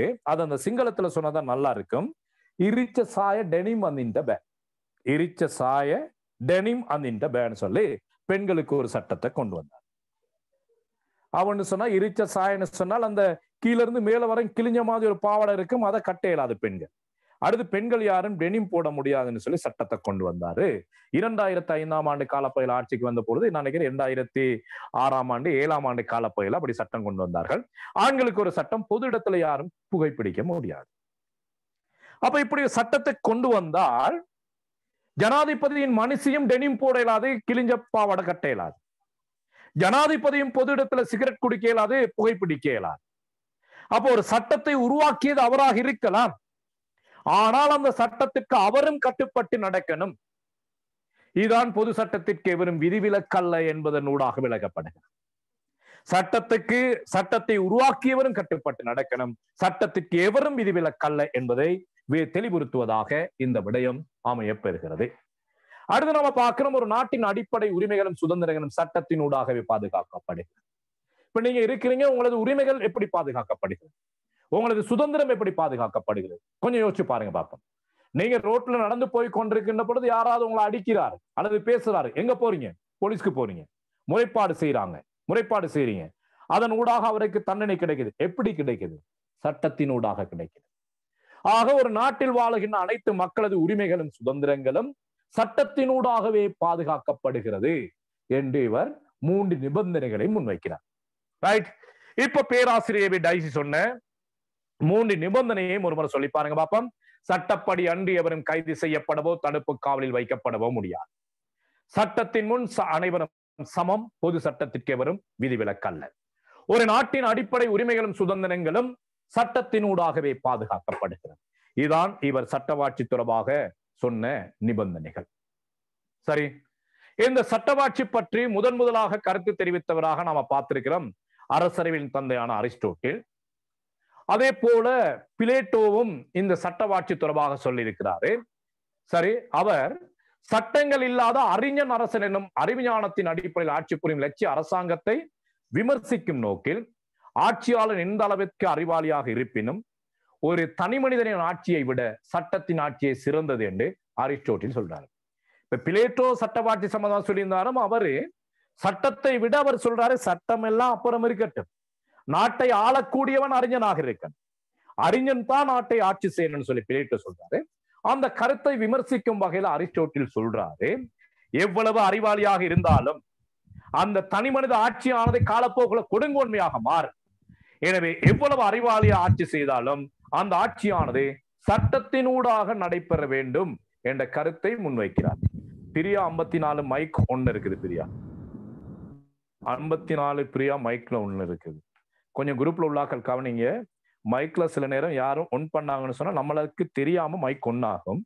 அப்ப ஏதாவது நாம் பேசுறதை விட ஏதாவது உங்களுக்கு காதுல ஏதாவது வேற வித்தியாசமான சவுண்ட் கேட்குமாக இருந்தால் அது யாரோ மைக் ஒன் பண்ணிருக்காங்கன்னு அர்த்தம். கொஞ்சம் பார்ட்டிசிபேஷன்ல போயிட்டு நீங்க மைக் ஒன் பண்ணிட்டு சொன்னாலும் பரவாயில்ல, என்னைய குழப்பாம. ரைட், நீங்க சொல்லுங்க. என்னன்னு சொன்னா தவறுதலா மைக் ஒன் ஆகும். அப்படி ரைட், ஓகே. கேள்வி கேட்கிற நேரம் மட்டும் அப்படி ஒன்னாகாது, மற்றபடி நாம் பேசுற நேரம் தவறுதலா ஒன்னாகும். கேள்வி கேட்கின்ற பொழுது தவறுதலா இல்ல, நினைத்து கூட சிலரது மைக் வந்து ஒன்னாகாது. Right, okay. அப்ப இவர் சொல்றாரு, அரிஸ்டோட்டில் சொல்றாரு, தனி மனிதன் எவ்வளவு அறிஞனாக இருந்தாலும் எந்த அளவு புத்திசாலியாக இருந்தாலும் அது ஒரு நல்லாட்சியாக இருக்காது, சட்டத்தின் ஆட்சி தான் நல்லாட்சியாக இருக்கும் என்ற கருத்தை முன்வைத்து சட்டவாட்சி தொடர்பாக பூர்ணமான விளக்கத்தை அரிஸ்டோட்டில் முன்வைத்திருக்கிறார். இதன் மூலம் அரிஸ்டோட்டில் சட்டவாட்சியை ஜனநாயகத்துக்கு பொருத்தமானது என கூற விளைந்துள்ளதை காணலாம். மேலும் சட்டவாட்சி, அதாவது சட்டத்தின்படியான ஆட்சி என்பது யாப்புருவாதம், வரையறைக்குட்பட்ட அரசாங்கம் ஆகிய சிந்தனைகளை அடிப்படையாக கொண்ட தாராண்மைவாத ஜனநாயகத்தின் பிரதான கருப்பொருளாக அமைகிறது. அவ இந்த சட்டவாட்சி எங்க தேவை? தாராண்மைவாத ஜனநாயகத்தில். சரி, இப்ப இதுல 2 செக்ஷன் நாம படிக்க இருக்குது. எதிர்வரும் காலங்கள்ல நாம என்ன படிக்கணும்னு நினைக்கிறேன். தாராண்மைவாதம் சம்பந்தமாக படிக்கணும், ஜனநாயகம் சம்பந்தமாக பார்க்கணும். அடுத்து இரண்டையும் சேர்த்து தாராண்மை ஜனநாயகம் என்ற விடயத்தை நம்ம பார்க்கணும். நவீன ஜனநாயகம், தாராண்மைவாத ஜனநாயகம் சம்பந்தமாக கடந்த காலங்கள்ல கேள்விகள் வந்திருக்குது. இதை நம்ம கடைசியா பார்ப்போம். மற்ற முக்கியமான விடயங்கள் எல்லாம் பார்த்துட்டு கொஞ்சம் பாடமாக்க வேண்டிய விடயம், அதை விட ஈஸியான செக்ஷன் இருக்கு, அதை பார்த்துட்டு இந்த தாராண்மைவாதம் சம்பந்தமா நம்ம பார்ப்போம். இந்த தாராண்மைவாத அரசியல முக்கியமான விடயம் வந்து என்னன்னு சொன்னால் தனி மனித சுதந்திரம். தனி மனிதன் சுதந்திரமாக இருக்கணும்னு சொன்னா அங்க யாப்புருவாதம் இருக்கணும், வரையறுக்கப்பட்ட அரசாங்கம் இருக்கணும். இந்த வரையறுக்கப்பட்ட அரசாங்கம் யாப்புருவாத சிந்தனையை போல இந்த தாராண்மை ஜனநாயகத்தின் முக்கியமான ஒரு விடயமாக காணப்படுவதுதான் இந்த சட்டவாட்சி கோட்பாடு. சட்டவாட்சி என்பது சமூகத்தின் சகல அங்கத்தினரும், அதாவது ஆள்வோர் ஆளப்படுவோர் ஆகிய இரு சாராரும் சட்டத்திற்கு முன் சமமானவர்கள் என்பதை எடுத்து காட்டுவதாக அமைகிறது. அவர் சட்டவாட்சி எனப்படுவது நாட்டில் வாழ்கின்ற அனைவரும் ஆள்வோர் ஆளப்படுவோர் ஆகிய இரு சாராரும் சட்டத்தின் முன் சமம் என்பதை எடுத்து காட்டுவதாக அமைவதுதான் இந்த சட்டவாட்சி கோட்பாடு. அவர் சட்டவாட்சி எனப்படுவது என்னது? ஆள்வோர் ஆளப்படுவோர் ஆகிய இரு சாராரும் சட்டத்திற்கு சமம் என்பதை தெளிவுறுத்துவதுதான் இந்த சட்டவாட்சி கோட்பாடு. சட்டத்திற்கு புறம்பாக யாருமே செயற்பட முடியாது, எல்லோரும் சட்டத்திற்கு கட்டுப்பட்டு தான் நடக்க வேண்டும் என்பதை இந்த சட்டவாட்சி கோட்பாடு வலியுறுத்துகிறது. ஓகே, சட்டத்தின் மூலம் ஒரு நிமிஷமே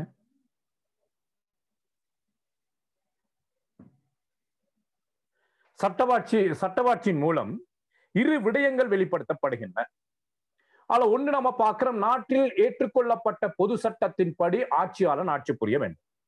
சட்டவாட்சி இருக்கணும்னு சொன்னால் என்ன தேவை? சட்டத்தின் முன் சகலரும் சமமாக இருக்கணும் என்று சொன்னால் முதல்ல என்ன தேவை? சட்டம் ஒன்று இருக்கணும். ஆக சட்டவாட்சி கோட்பாடு சரியான முறையில் இருக்கணும்னு சொன்னால் ஒரு சட்டத்தின் ரீதியான ஆட்சி அந்த நாட்டில் நடைபெற வேண்டும். 2, சட்டத்தின் முன் சகலரும் சமமானவர்கள், சட்டத்திற்கு அப்பாற்பட்டவர்கள் எவரும் இல்லை என்ற ஒரு தன்மை அங்கு காணப்பட வேண்டும். சட்டத்திற்கு புறமாக நாட்டில் யாரும் வாழ இயலாது, எல்லோருமே சட்டத்துக்கு கட்டுப்பட்டு தான் நடக்க வேண்டும் என்ற நிலை காணப்பட வேண்டும். இவைகளை தவிர கீழ்வரும் அத்தியாவசிய பண்புகளையும் சட்டவாட்சி கொண்டிருக்க வேண்டும் என எதிர்பார்க்கப்படுகிறது. ஆக இதுல கேட்கலாம், சட்டவாட்சியின் முக்கியமான பண்புகள் தொடர்பாக கேட்கலாம். ஒன்று, நாட்டை ஆளும் போது சாதாரண சட்டமே உச்ச சட்டமாக இருக்க வேண்டும். சாதாரண சட்டம் என்றால் என்னது? அரசியலமைப்பு சட்டம். சாதாரண சட்டம் எனப்படுவது அரசியலமைப்பு சட்டம். எனவே நாட்டை ஆட்சி செய்கின்ற பொழுது அரசியல் அமைப்பினூடாகவே அந்த நாடு ஆட்சி செய்யப்பட வேண்டும். ஆக அரசியலமைப்பு சட்டமே உச்ச சட்டமாக, அதி உயர்ந்த சட்டமாக இருக்கின்றது. அடுத்தது, சட்டத்தின் முன் சகலரும் சமம்.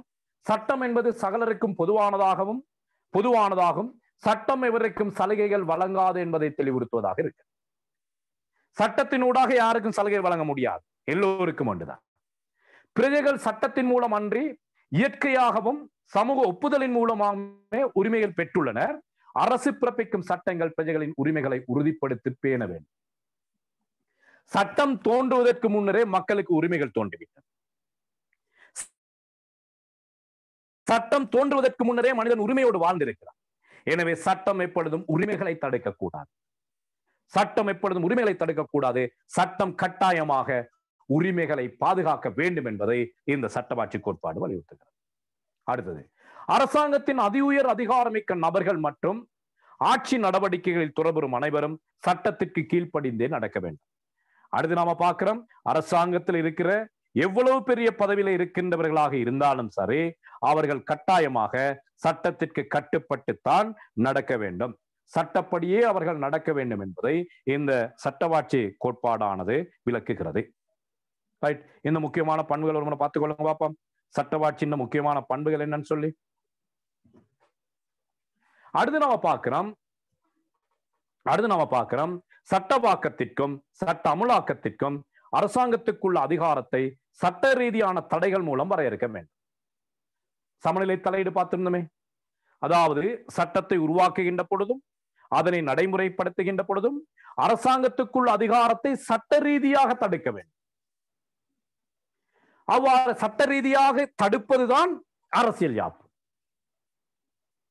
அடுத்தது, காரணமின்றி பிரஜைகள் கைது செய்யப்படுதல், சித்திரவதைக்கு உட்படுதல், பிரஜைகளின் சுதந்திரத்தை மீறுதல் ஆகிய நடவடிக்கைகளில் இருந்து அரசு விலகி இருக்க வேண்டும். காரணமின்றி யாரையும் கைது செய்யலாம், யாரையும் சித்திரவதைக்கு உட்படுத்த முடியாது, சரி, பிரஜைகளின் சுதந்திரத்தை மீற முடியாது. இப்படி இருக்குமாக இருந்தால் அங்க சட்டவாட்சி இருக்காது. இப்படி இருக்குமாக இருந்தால் அங்க சட்டவாட்சி இருக்காது என்பதை சட்டவாட்சி கோட்பாடு வலியுறுத்துகிறது. சரி, அடுத்து நம்ம பார்க்கிறோம் சட்ட தொகுதிகள், நீதிமன்ற தீர்ப்புகள் ஆகிய சட்ட ஆணைகள் மூலம் அரசு அதிகாரத்தின் மீது தெளிவான வரையறைகளை ஏற்படுத்தும். அப்ப நீதிமன்ற தீர்ப்புகள், சட்ட ஆவணங்கள் என்பவற்றின் மீது அரசு தெளிவான வரையறைகள், கட்டுப்பாடுகளை ஏற்படுத்த வேண்டும் என்று சொல்லப்படுது. அடுத்து, நிறைவேற்றுத்துறை சட்டத்துறையின் கட்டுப்பாடுகளுக்கு உட்படாத சுயாதீனமான நீதித்துறை ஒன்று காணப்பட வேண்டும். அப்போ ஒரு நாட்டின் சட்டவாட்சி நிலவரம் சொன்னால், சட்டத்தின் ரீதியான ஆட்சி நடைபெற வேண்டும் சொன்னால், அந்த நாட்டில் சுயாதீனமான நீதித்துறை ஒன்று காணப்பட வேண்டும். சுயாதீனமான நீதித்துறை என்றால் என்னது? சட்டத்துறையினதும் நிறைவேற்றுத்துறையினதும் கட்டுப்பாடுகளுக்கு உட்படாது சுதந்திரமாக தொழிற்படுகின்ற ஒரு நீதித்துறை. நீதித்துறையில வழங்கப்படுகின்ற தீர்ப்புகளை யாரும் விமர்சிக்க முடியாது. நீதித்துறையில எப்படித்தான் தீர்ப்புகள் வழங்க வேண்டும் என்று யாரும் சொல்ல முடியாது. யாருன்னு சொன்னால் சட்டத்துறையோ நிறைவேற்றுத்துறையோ. அப்படி சட்டத்துறையினதும் நிறைவேற்றுத்துறையினதும் கட்டுப்பாடுகளுக்கு உட்படாத சுயாதீனமான நீதிமன்ற முறை ஒன்றை காணப்பட வேண்டும் என்பதை இந்த சட்டவாட்சி கோட்பாடானது வலியுறுத்துகிறது.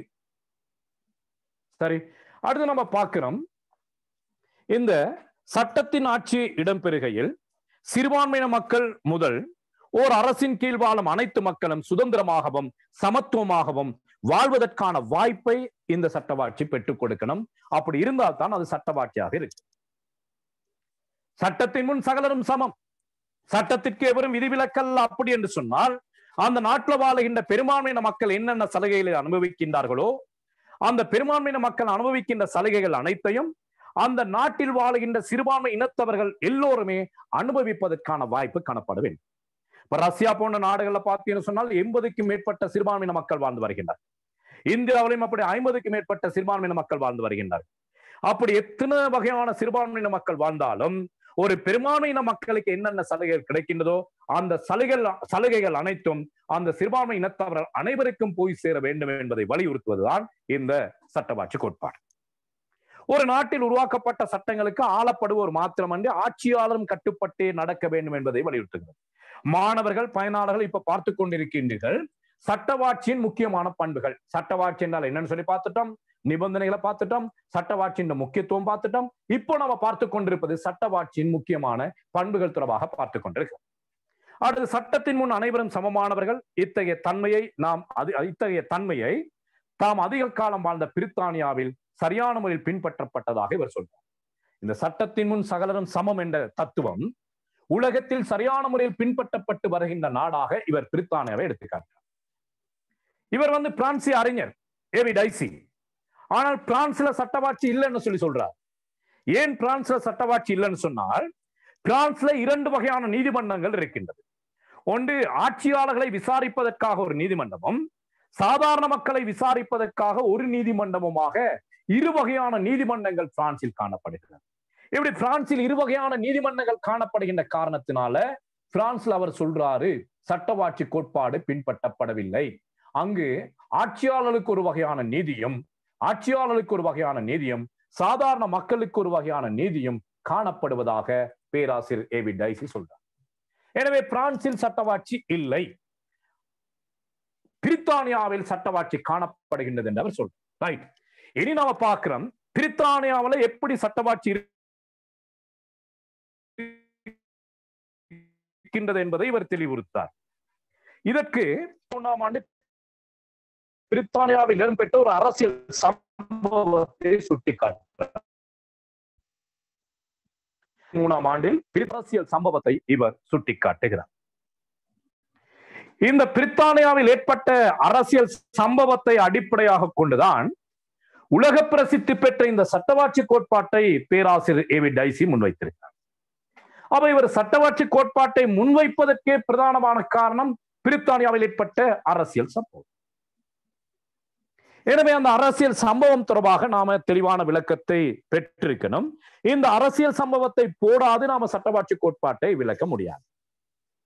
கவனிங்க, 1763ஆம் ஆண்டு பிரித்தானியாவில் ஆளும் கட்சியினால பார்லமெண்ட் சிம்மாசன பிரசங்க உரை வாசிக்கப்பட்டது. ஒவ்வொரு நாட்டிலையும் பார்லமெண்ட் தேர்தல் நடைபெற்று முடிந்த பின்னர் 1வது பார்லமெண்ட் கூட்டத்தொடரில் ஆளும் கட்சியினால தயாரிக்கப்பட்ட சிம்மாசன பிரசங்க உரை, கொள்கை பிரகடன உரை வாசிக்க வேண்டும். அவர் பிரித்தானியாலும் 1763ஆம் ஆண்டு இவ்வாறு ஆளும் கட்சியினால தயாரிக்கப்பட்ட கொள்கை பிரகடன உரை பார்லமெண்டத்தில் வாசிக்கப்பட்டது. இவ்வாறு வாசிக்கப்பட்ட அந்த சிம்மாசன பிரசங்க உரையை கண்டனம் செய்யும் வகையில பிரித்தானியாவின் பிரபல பத்திரிகையாளரான உல்விக்ஸ் என்பவர் ஒரு விமர்சன கட்டுரை ஒன்றினை தமது பத்திரிகையில் வெளியிடுகின்றார். உல்விக்ஸ் என்பவர் அந்த சிம்மாசன பிரசங்க உரையை கண்டிக்கும் வகையில தமது பத்திரிகையில ஒரு கட்டுரையை வெளியிடுகின்றார். இந்த கட்டுரையை பார்த்த பிரித்தானிய அரசாங்கம் இது தமது ஆட்சிக்கு எதிராக வெளியிடப்பட்ட கட்டுரை என கூறி அப்போதைய உள்துறை அமைச்சரான ஹல்விக்ஸ் பிரபு என்பவர் பத்திரிகை நிறுவன ஆசிரியரை கைது செய்து சிறையிட வேண்டும் என்றும், பத்திரிகை நிறுவனத்தை உடனடியாக மூடிவிட வேண்டும் என்றும் கட்டளை பிறப்பிக்கின்றார். சம்பவத்தை யோசிச்சு பாருங்க. ஒரு கொள்கை பிரகடன உரைய அரசாங்கத்தினால வெளியிடப்பட்ட கொள்கை பிரகடன உரைய விமர்சிக்கும் வகையில உல்விக்ஸ் என்பவர் பத்திரிகையில கட்டுரை ஒன்றை வெளியிடுறார். அந்த கட்டுரையை வாசிச்ச உள்துறை அமைச்சர் என்ன சொல்றாரு? இது தமது அரசாங்கத்துக்கு எதிராக மேற்கொள்ளப்பட்ட ஒரு சதி முயற்சி, அரசாங்கத்துக்கு எதிராக வெளியிடப்பட்ட கட்டுரை என கூறி அந்த பத்திரிகை ஆசிரியரை கைது செய்யும்படியும் பத்திரிகை நிறுவனத்தை மூட வேண்டும் என்றும் கட்டளை பிறப்பிக்கின்றார். சரி, இந்நடவடிக்கையினால் பாதிக்கப்பட்ட பத்திரிகை நிறுவனம் பிரித்தானிய அரசாங்கத்துக்கு எதிராக பிரித்தானிய உயர் நீதிமன்றத்தில் வழக்கொன்றினை தாக்கல் செய்தது. அப்ப பத்திரிகை நிறுவனம் சும்மா விடல, நடந்த சம்பவத்துக்கு எதிராக பிரித்தானிய உயர் நீதிமன்றத்தில் வழக்கொன்றை தாக்கல் செய்தது. யாருக்கு எதிராக? பிரித்தானிய அரசாங்கத்துக்கு எதிரான வழக்கை விசாரித்த நீதிமன்றம் பத்திரிகை நிறுவனம் மேற்கொண்ட பணியானது ஊடக சுதந்திரத்துக்கு உடன்பாடானது என்றும் அது பிரித்தானிய அரசாங்கத்துக்கு எதிரானது அல்ல என்றும் தீர்ப்பளித்தது. தீர்ப்பு பாருங்க வழங்கப்பட்டு. பத்திரிகை நிறுவனம் செய்தது சரி, பத்திரிகை தர்மத்தின் அடிப்படையில் பத்திரிகை நிறுவனம் செய்திருக்கு. அது பிரித்தானிய அரசாங்கத்துக்கு எதிராக வெளியிடப்பட்ட கட்டுரை அல்ல என தீர்ப்பளித்ததோடு, எனவே இதுவரை பத்திரிகை நிறுவனத்தை மூடியதற்காக பிரித்தானிய அரசு 4000 பவுன்களை நஷ்டஈடாக பத்திரிகை நிறுவனத்துக்கு வழங்க வேண்டும் என்றும் பத்திரிகை ஆசிரியரை உடனடியாக விடுதலை செய்ய வேண்டும் என்றும் உத்தரவிட்டது. இந்த சம்பவமானது பொது சட்டத்திற்கு அனைவரும் கட்டுப்பட்டவர்கள் என்பதை எடுத்து காட்டுவதாக அமைகிறது. இதான் உலக பிரசித்தி பெற்ற ஒரு சம்பவம். 1763ஆம் ஆண்டில் பிரித்தானியாவில் ஏற்பட்ட சம்பவம். இங்க கவனிக்க பார்ப்போம். அந்த உல்விக்ஸ் என்பவர் ஒரு சாதாரண பத்திரிகையாளர், ஒரு சாதாரண பத்திரிகை ஆசிரியர். அப்ப இந்த சாதாரண பத்திரிகை ஆசிரியர் பிரித்தானிய அரசாங்கத்திற்கு எதிராக வழக்கு தாக்கல் செய்து, பிரித்தானிய அரசாங்கம் 1763ஆம் ஆண்டு காலத்தில் எப்படிப்பட்ட அரசாங்கம்?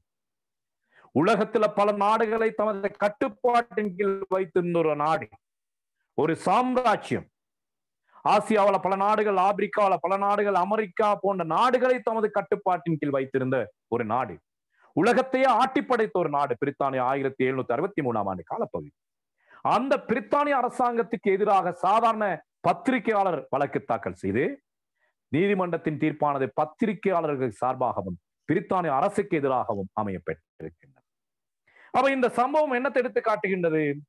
ஒரு சட்டம் உருவாக்கப்பட்டால் அந்த சட்டத்துக்கு அரசாங்கமும் கட்டுப்பட்டு நடக்கணும். ஆட்சியாளர்கள், அதான் ஆட்சியாளர்கள், சாதாரண மக்களும் கட்டுப்பட்டு நடக்க வேண்டும் என்பதை தெளிவுறுத்து. இந்த சம்பவத்தால கவரப்பட்டுதான் பேராசிரியர் ஏவி டைசி உலக பிரசித்தி பெற்ற இந்த சட்டவாட்சி கோட்பாட்டை அவர் முன்வைக்கின்றார். அவர் பிரித்தானியாவில் 1763ஆம் ஆண்டில் ஏற்பட்ட அரசியல் சம்பவம் தான். இப்போ உங்களுக்கு இவ்வளவு விளக்கம் தெரியாட்டி பரவாயில்ல.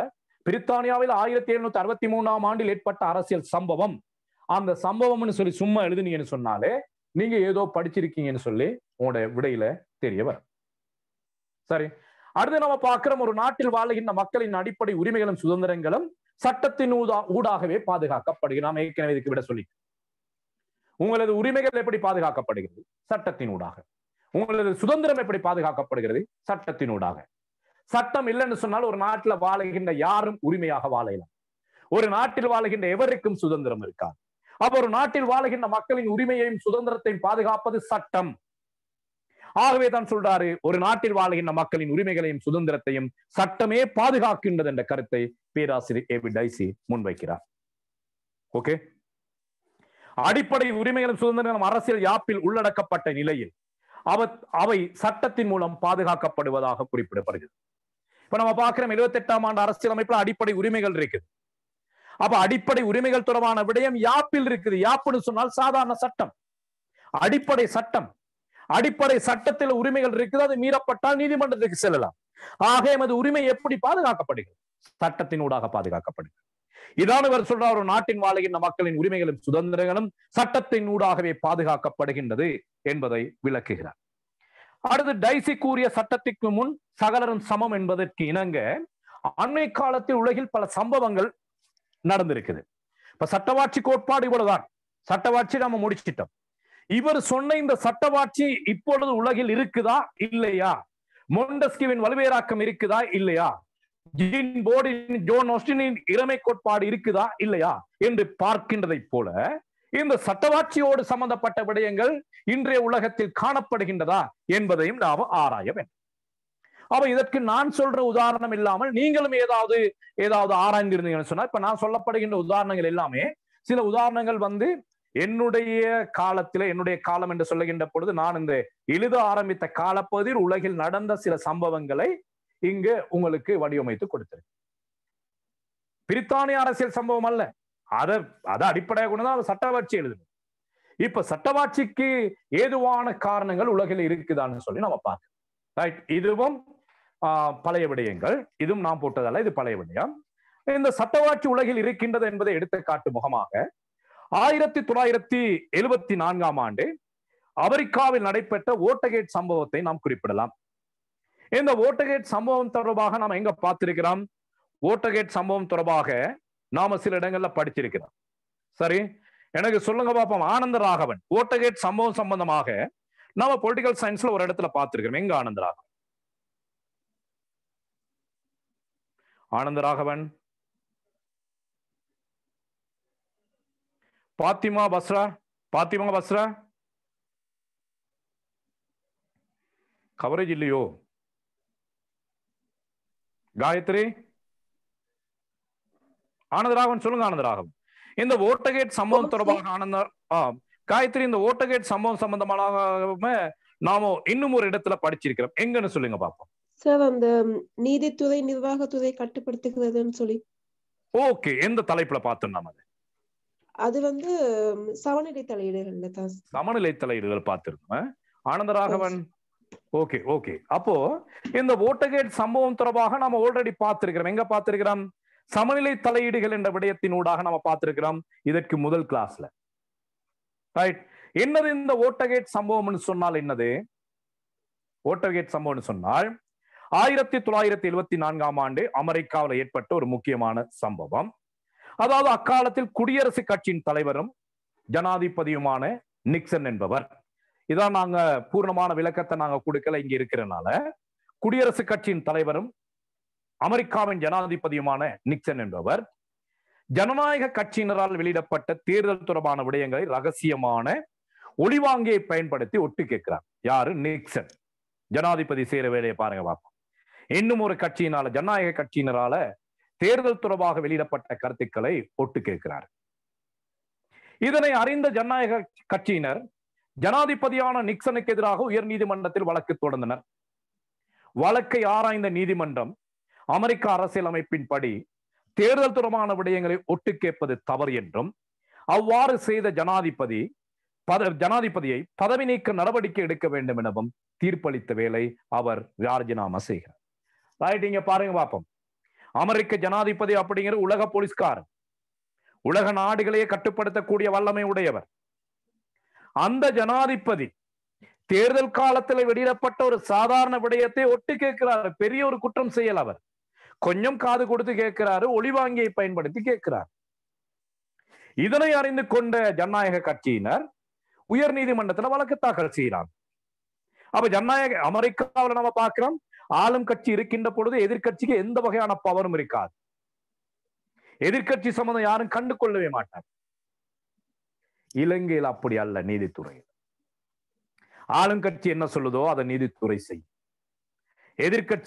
எதிர்கட்சி சொல்லுவதை எதையும் செய்யாது. எதிர்கட்சி எப்படியெல்லாம் பழி வாங்கணுமோ அப்படியெல்லாம் பழி வாங்கும் சில நாட்டு நீதித்துறைகள். அமெரிக்காவில் அப்படி அல்ல.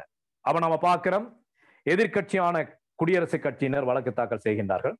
நீதிமன்றம் தீர்ப்பு வழங்குது, அமெரிக்க ஜனாதிபதி செய்தது பிழை, தேர்தல் தொடர்பான விடயங்களை ஒட்டு கேட்க முடியாது, அது அமெரிக்க அரசியலமைப்பு சட்டத்தின் அடிப்படையில பிழை, அவரை உடனடியாக பதவி நீக்க நடவடிக்கை எடுக்க வேண்டும் என தீர்ப்பளித்தது. இதனை அறிந்து கொண்ட ஜனாதிபதி பதவியை நீக்குவதற்கு முன்னர் தாமாகவே தமது பதவியை ராஜினாமா செய்கிறார் நிக்சன். உலகத்தில் ஒட்டுக்கேற்று ராஜினாமா செய்த ஒரே ஜனாதிபதி இவர் தான், நிக்சன். தாமாவே பதவியை ராஜினாமா செய்கிறார். இப்ப இந்த சம்பவம் எடுத்து பாருங்க பாப்போம். சட்டம்னு சொன்னால் நாட்டின் ஜனாதிபதியாக இருக்கலாம். யாரு? அமெரிக்க ஜனாதிபதியாகவும் இருக்கலாம், அமெரிக்காவில் இருக்கிற சாதாரண ஒரு நபராகவும் இருக்கலாம். சட்டத்தின் முன் அனைவரும் சமம் என்பதை இந்த விடயம் எடுத்து காட்டுகிறது. ஓகே, நடந்த ஒரு முக்கியமான சம்பவம்.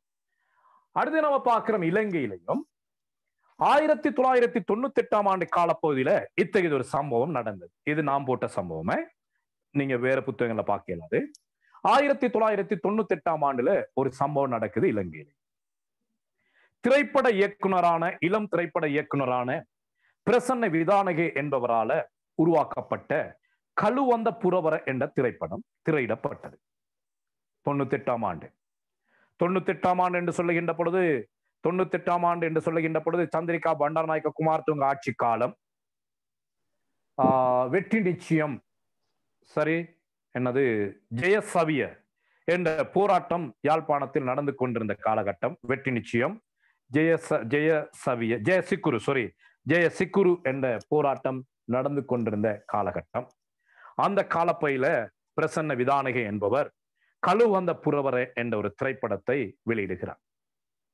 இந்த திரைப்படமானது உலகளாவிய ரீதியில பல்வேறுபட்ட விருதுகளை பெற்றுக்கொண்டு, மலேசியா, சிங்கப்பூர், சீனா போன்ற நாடுகள்ல பல விருதுகளை பெற்றுக்கொண்டது. அப்படி ஒரு சிறந்த ஒரு திரைப்படம் என்று சொல்லுகின்றார்கள். நாம் பார்க்கல, நீங்களும் யாருமே பார்த்திருக்க மாட்டீங்கன்னு நினைக்கிறேன். ஓகே, அப்ப உலகளாவிய ரீதியில பல விருதுகளை பெற்ற இந்த திரைப்படம் இந்த திரைப்படத்தை இலங்கையில் திரையிட்டால் போர்க்களத்தில் முனைப்பாக போரிடுகின்ற ராணுவ வீரர்கள் உளவியல் ரீதியாக பாதிக்கப்படுவார்கள் என கூறி திரைப்படத்தை இலங்கையில் திரையிடக்கூடாது என அப்போதைய திரைப்பட கூட்டுத்தாபன தலைவரான சரத் அமுனுகம என்பவர் தடை விதிக்கிறார். சரியா? நல்ல ஒரு படம் என்று சொல்லுகின்றார்கள். நல்ல ஒரு படம் நான் சொல்ல இயலாது. சரி, நல்ல ஒரு படம் என்று சொல்லுகின்றார்கள். அந்த படத்தை இலங்கையில் திரையிட்டால் ராணுவ வீரர்கள் பாதிக்கப்படுவார்கள் என திரைப்பட கூட்டுத்தாபன தலைவரான சரத் அமுனுகம திரைப்படத்தை இலங்கையில் திரையிடக்கூடாது என தடை விதிக்கிறார். தடை யாருக்கு எதிராக? பிரசன்ன விதானகேக்கு எதிராக. இந்த தடையை எதிர்த்து பிரசன்ன விதானகே ஒரு அடிப்படை உரிமை மீறல் வழக்கொன்றினை தாக்கல் செய்கிறார். வழக்கினை ஆராய்ந்த நீதிமன்றம் உச்ச நீதிமன்றம் தீர்ப்பினை 2001 ஆண்டில் வழங்குகிறது. தீர்ப்பினை 2001 ஆண்டில் வழங்குகிறது. அந்த தீர்ப்பானது எப்படி அமைகின்றது என்று சொன்னால் இந்த திரைப்படத்தை திரையிடுவதனால ராணுவ வீரர்கள் உளவியல் ரீதியாக பாதிக்கப்படுவார்கள் என்பதை ஏற்றுக்கொள்ள முடியாது. இந்த படத்தை பார்த்து அவர்கள் உளவியல் ரீதியாக பாதிக்கப்படுவார்கள் என்பதை ஏற்றுக்கொள்ள முடியாது. எனவே திரைப்படத்தை 2001 ஆண்டு எப்போ தடை விதிக்கப்பட்டது? 98 ஆண்டு. 2001 ஆண்டு செப்டம்பர் 15 திரையிட வேண்டும் எனவும் இந்த திரைப்படத்தை திரையிடுவதனால் ராணுவ வீரர்கள் உளவியல் ரீதியாக பாதிக்கப்பட மாட்டார்கள் எனவும் இவ்வளவு காலமும் திரையிடாமல் தடுத்து வைத்திருந்தமைக்கு இலங்கை திரைப்பட கூட்டுத்தாபனம் நஷ்டஈடாக 5 லட்சம் ரூபாவை இயக்குநருக்கு வழங்க வேண்டும் எனவும் திரைப்பட கூட்டுத்தாபன தலைவரான சரத் அமுனுகம என்பவர் தமது சொந்த பணத்தில் இருந்து 50,000 ரூபாவை நஷ்டஈடாக வழங்க வேண்டும் எனவும் தீர்ப்பளித்தார். தீர்ப்பு கிளியரா? சரி, திரும்ப பார்த்துக் கொள்ளுங்க. என்ன சொல்லுது? செப்டம்பர் 15 முன்னால திரையிடணும். இதனால ராணுவ வீரர்கள் உளவியல் ரீதியாக பாதிக்கப்பட மாட்டார்கள். இதுவரையும் திரையிடாமல் இருந்தமைக்காக 5 லட்சம் ரூபாவை நஷ்டஈடாக வழங்க வேண்டும் எனவும் சரத் அமுனுகம தமது சொந்த பணத்தில் இருந்து 50,000 ரூபாவை நஷ்டஈடாக வழங்க வேண்டும் எனவும் தீர்ப்பளித்தார். தீர்ப்பு அடுத்த விடயம் என்னன்னு சொன்னால், தீர்ப்பு வழங்கப்பட்ட வேளையில் சரத் அமுனுகம ஆளும் கட்சியின் ஒரு பிரதானமான ஒரு அமைச்சர், மிகப்பெரிய ஒரு அமைச்சர். அந்த காலப்பகுதியில் ஆளும் கட்சியின் பிரதானமான கொறடா, ஆளும் கட்சியின் முக்கியமான விடயங்களை தீர்மானிக்கிறார். அப்ப ஆளும் கட்சியில் ஒரு முக்கியமான அமைச்சர், ஆளும் கட்சியில் ஒரு பிரதானமான கொறடா, இவருக்கு எதிராக நீதிமன்றம் தீர்ப்பு வழங்குகிறது. இந்த சம்பவமும் சட்டத்தின் முன் சகலரும் சமம் என்பதை எடுத்து காட்டுவதாக அமைகிறது. எனவே டைசியின் கோட்பாடு இலங்கையிலையும் பல காலங்களாக இலங்கையிலும் அதுக்கு ஆதாரமாக பல சம்பவங்கள் இருக்கின்றதை காணக்கூடியதாக இருக்கின்றது. அதே போல மட்டும் ஒரு சம்பவம் அண்மையில் நடைபெற்ற சம்பவம், இது உங்கள் அனைவருக்கும் தெரிந்திருக்கும். சட்டவாட்சி உலகில் நடைமுறையில் இருக்கின்றது என்பதை எடுத்துக்காட்டும் முகமாக அண்மையில இந்தியாவில் ஒரு சம்பவம் நடைபெற்றது.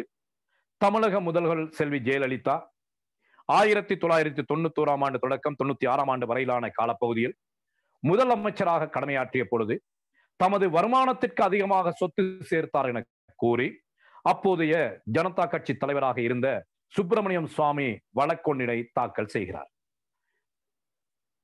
ஜெயலலிதாவுக்கு எதிராக வருமானத்தை மீறி அளவுக்கு அதிகமாக சொத்து சேர்த்தார் என்று சொல்லி கிட்டத்தட்ட ஒரு 60 கோடி ரூபாய் வருமானத்தை விட மேலதிகமாக ஜெயலலிதா சேர்த்திருக்கிறார் சொல்லி சுப்பிரமணியம் சுவாமி அவர்கள் வழக்கொன்றினை தாக்கல் செய்கிறார்.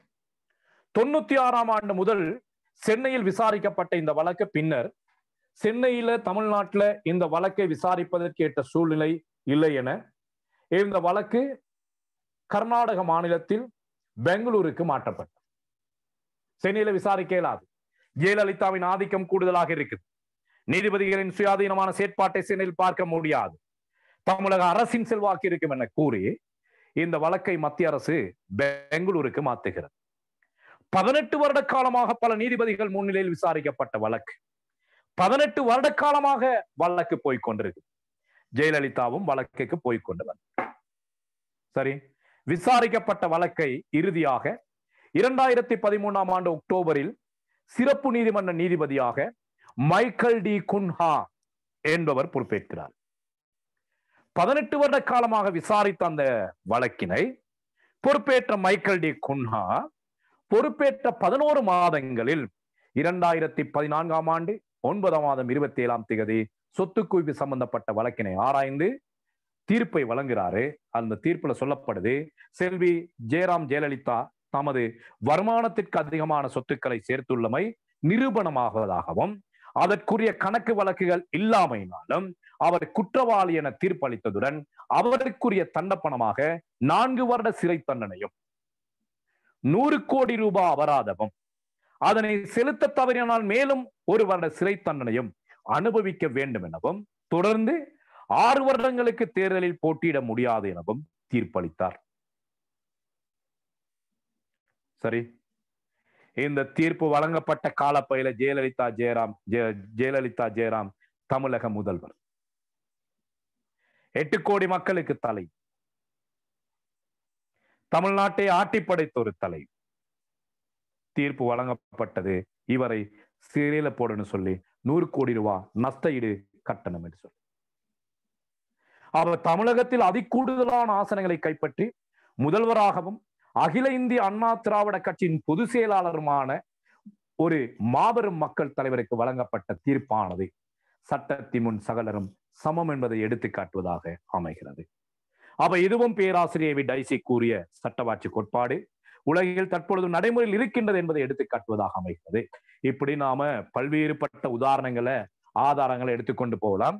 நீங்கள் இப்படி எல்லாம் போட தேவையில்லை. எது உங்களுக்கு சொல்லப்பட்டது, எது இன்ட்ரெஸ்டா இருக்குதோ, ஜெயலலிதா கதையை போடுங்க. ஒரு புதிய கதை தானே.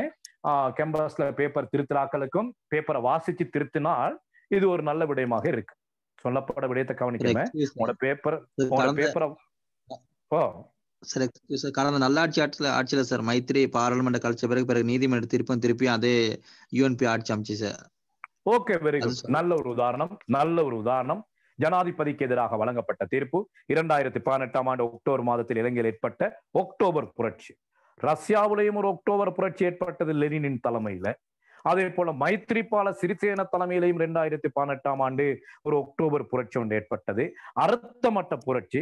உலகளாவிய ரீதியில லெனினின் புரட்சிக்கு பிரசித்தத்தை லெனினுக்கு பெற்று தந்தது. உலகளாவிய ரீதியில மைத்திரிக்கு அபகீர்த்தியத்தை பெற்று தந்த ஒரு புரட்சியாக அந்த அக்டோபர் புரட்சி அடையாளப்படுத்தப்படுகிறது. அந்த அக்டோபர் புரட்சி சம்பவத்தையும் நீங்கள் சொல்லலாம். ஜனாதிபதியாக இருந்து கூட அவருக்கு பார்லமெண்டத்தை கலைக்க முடியாது. ஜனாதிபதியாக இருந்து கூட ஒரு பிரதமரை அவரால் நியமிக்க முடியாது. இது சட்டத்தின் முன் சகலரும் சமம் என்பதை எடுத்து காட்டுவதாக அமைகிறது. நல்ல விடயம். இது இல்லாம இன்னும் பல தீர்ப்புகள் இருக்குது. சரத் சில்வா காலத்தில் இலங்கையில பல முக்கியமான தீர்ப்புகள் வழங்கப்பட்டிருக்கு. அவ்வளவும் உங்களுக்கு தேவையில்லை. இப்படி இந்த மைத்ரி விடயத்தை போடுங்க, ஜெயலலிதா விடயத்தை போடுங்க, நல்ல விடயங்கள். அந்த மைத்ரி அக்டோபர் புரட்சி அந்த விடயத்தை அக்டோபர் புரட்சின்னு சொல்லி நீங்க அடையாளம் விடுங்க. அந்த விடயத்தை இங்க போடாங்க. ரைட்.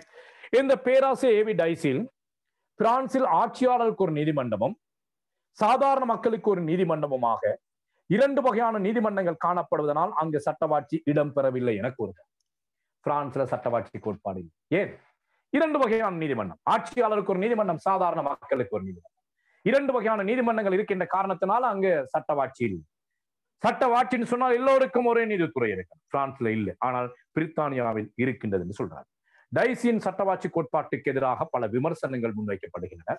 சர் ஐவர் ஜெனிங், ஆண்ட்ரி மைனி போன்றவர்கள் டைசி கூறுவதை போல ஒரு நாட்டை சட்டம் ஆண்டாலும் அவற்றை உருவாக்குவது பாராளுமன்றம், எனவே பாராளுமன்றமே சட்டத்தை விட மேலானது என்ற கருத்தை சர் ஐவர் ஜெனிங், ஆண்ட்ரி மைனி போன்றவர்கள் முன்வைக்கின்றனர். சரி, டைசி தான் வாழ்ந்த கால சூழ்நிலை அடிப்படையாக கொண்டு பிரித்தானியாவை அடியொட்டியதாக கருத்துக்களை முன்வைத்திருப்பது பொருத்தமானது அல்ல. அவர் தனது காலத்துல ஏதோ ஒரு சம்பவம் நடந்தது அப்படிங்கிறதுக்காக சட்டவாட்சியை முன்வைத்திருக்கிறார். ஆனால் சாதாரண சட்டங்களை விட எந்த ஒரு சட்டமும் மனித உரிமைகளை கட்டுப்படுத்தும் என்று, சாதாரண சட்டங்களை விட எந்த ஒரு சட்டமும் மனித உரிமைகளை கட்டுப்படுத்தும் என்று கருதினார். இது தவறான கருத்து. அடுத்தது, டைசி கூறுவதை போன்று நிர்வாக சட்டம் மனித சுதந்திரத்தை கட்டுப்படுத்துவதில்லை. உண்மையிலேயே அதன் மூலம் மனித சுதந்திரம் பாதுகாக்கப்படுகிறது என்று ஆய்வாளர்கள் கூறுகின்றனர்.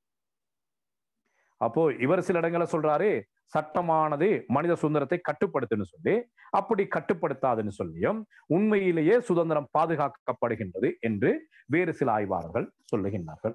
சரி, இது விமர்சனமாக இருக்கும். ரைட். அடுத்து டைசியின் கருத்துக்களை டைஸின் கருத்துக்களை ஐரோப்பாவில் தலையிட அரசு முறை நிலவிய கால சூழ்நிலைக்கு ஏற்புடைய தவிர அது தற்கால பொதுநல அரசு முறைக்கோ குறைந்தபட்ச அரசு முறைக்கோ பொருத்தமானது அல்ல. டைசி கருத்துக்களை வெளியிட்ட காலம் 1788-85 ஆண்டு. ரைட். அந்த காலப்பகுதியில பிரித்தானியாவில் நிலவியது தலையிட அரசு முறை. அதுக்கு பிறகு நலன்புரி அரசு, அதுக்கு பிறகு குறைந்தபட்ச அரசு. அப்ப இவரின் கருத்துக்கள் தலையிட அரசு முறைக்கு பொருத்தமே தவிர அரசின் செயற்பாடுகள் மீது தலையிடக்கூடாது அப்படின்னா சொல்லது தலையிட அரசு முறைக்கு பொருத்தமே உடைய தற்கால குறைந்தபட்ச அரசு முறைக்கு பொருத்தமானது அல்ல என அரசியல் நோக்குனர்கள் குறிப்பிடுகின்றனர். அடுத்து, சட்டத்தின் முன் சகலரும் சமம் என்று சொல்லப்படுகின்ற டைஸின் கருத்துக்கள் கோட்பாட்டு ரீதியாக மாத்திரமே பெரும்பாலான நாடுகள் இருக்கின்றது. ஆனால் நடைமுறையில இன்று சில நாடுகள்ல இல்லை. பேராசிரியர் டைசி தமது கருத்தில் சட்டத்தின் முன் சமமானவர்கள் சமமாக நடத்தப்பட வேண்டும் என்ற கருத்தை முன்வைத்துள்ளார். இதனை ஆராய்ந்த பிற்கால ஆய்வாளர்கள் நோக்குனர்களும் சட்டத்தின் முன் சகலரும் சமம் என டைசி கூறியிருப்பதாக தமது கருத்துக்களை வெளியிட்டிருப்பதனால் தாமும் அவ்வாறு கூறுவதற்கு நிர்பந்திக்கப்பட்டுள்ளோம் என்று சொல்லுகின்றனர். பின்னுக்கு வந்தாக்கள் சொல்றாங்க, டைசி சொன்னதுனால நாங்க சொல்றோமே ஒழிய எங்களுக்கு இதுல உடன்பாடு இல்லை. சட்டத்தின் முன் சகலரும் சமம் என்பதுல எங்களுக்கு உடன்பாடு இல்லை. டைசி சொல்லி இருக்கிறதுனால நாங்களும் ஏதோ சொல்லி கொண்டு போறோம் என்று சொல்லுகின்றார்கள். ஆகவே டைசி சொன்ன விடயம் பொருத்தமற்றது என்பதை இந்த விடயம் எடுத்து காட்டுகின்றனர். அடுத்து நம்ம பார்க்கிறோம், சில நாடுகள்ல பயங்கரவாத தடை சட்டம், அவசர கால சட்டம், இந்தியா போன்ற நாடுகள்ல தடா சட்டம், குண்டர்கள் தடுப்பு சட்டம் போன்றவற்றாலும் சட்டவாட்சி மீறப்படுகிறது. அப்ப இந்த சட்டங்களை அடிப்படையாக கொண்டு வேண்டியவர்களை வேண்டிய அளவு கைது செய்கின்றார்கள், சிறையிடுகின்றார்கள். விசாரிக்காமலே 20-25 வருட காலங்கள் தடுப்பில் வைத்திருக்கின்றார். அப்ப இது என்னது? சட்டத்தின் முன் சகலரும் சமம் என்பதை நிராகரிப்பதாக அமைக்கிறது. இலங்கையிலே எல்டிடியாக உறுதிப்படுத்தப்பட்ட 2 முக்கியமான தலைவர்கள், ஒன்று கருணா, மற்றது பிள்ளையான். கருணா மற்றது பிள்ளையான் 2 பேருமே இன்னைக்கு அரச பாதுகாப்போடு வாழ்ந்து வருகின்றார்கள். எல்டிடியா இல்லையான்னு சொல்லி சந்தேகத்தின் பேரால கைது செய்யப்பட்டவர்கள் 25 வருட காலமாக எந்த ஒரு விசாரணையும் இல்லாமல் வாழ்ந்து கொண்டிருக்கின்றனர். எங்க சட்டத்தின் முன் சமம் என்ற விடயம் காணப்படுகிறது? பாருங்க பார்ப்போம்.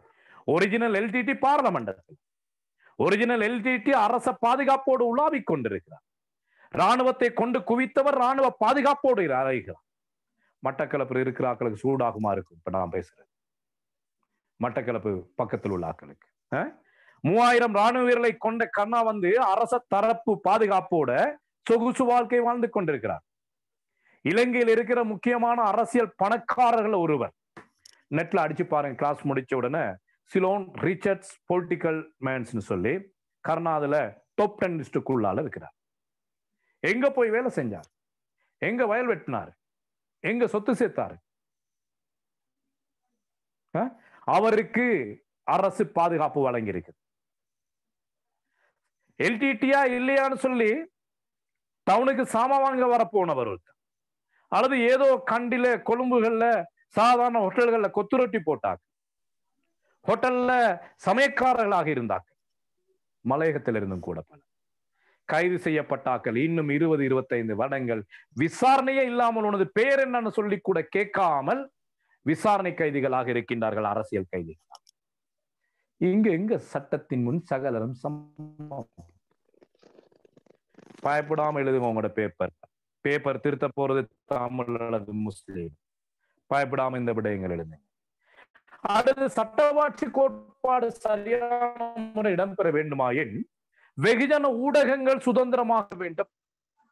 வெகுஜன ஊடகங்களுக்கு சுதந்திரம் இல்லைன்னு சொன்னால், கடந்த கால பார்த்திருப்பீங்க, பல வசந்த அலுவிகார, யாழ்ப்பாணத்திலிருந்து நிமல்ராஜன் போன்ற ஊடகவியலாளர்களுக்கு நடந்த சம்பவங்கள் கடந்த ஆட்சி காலங்கள்.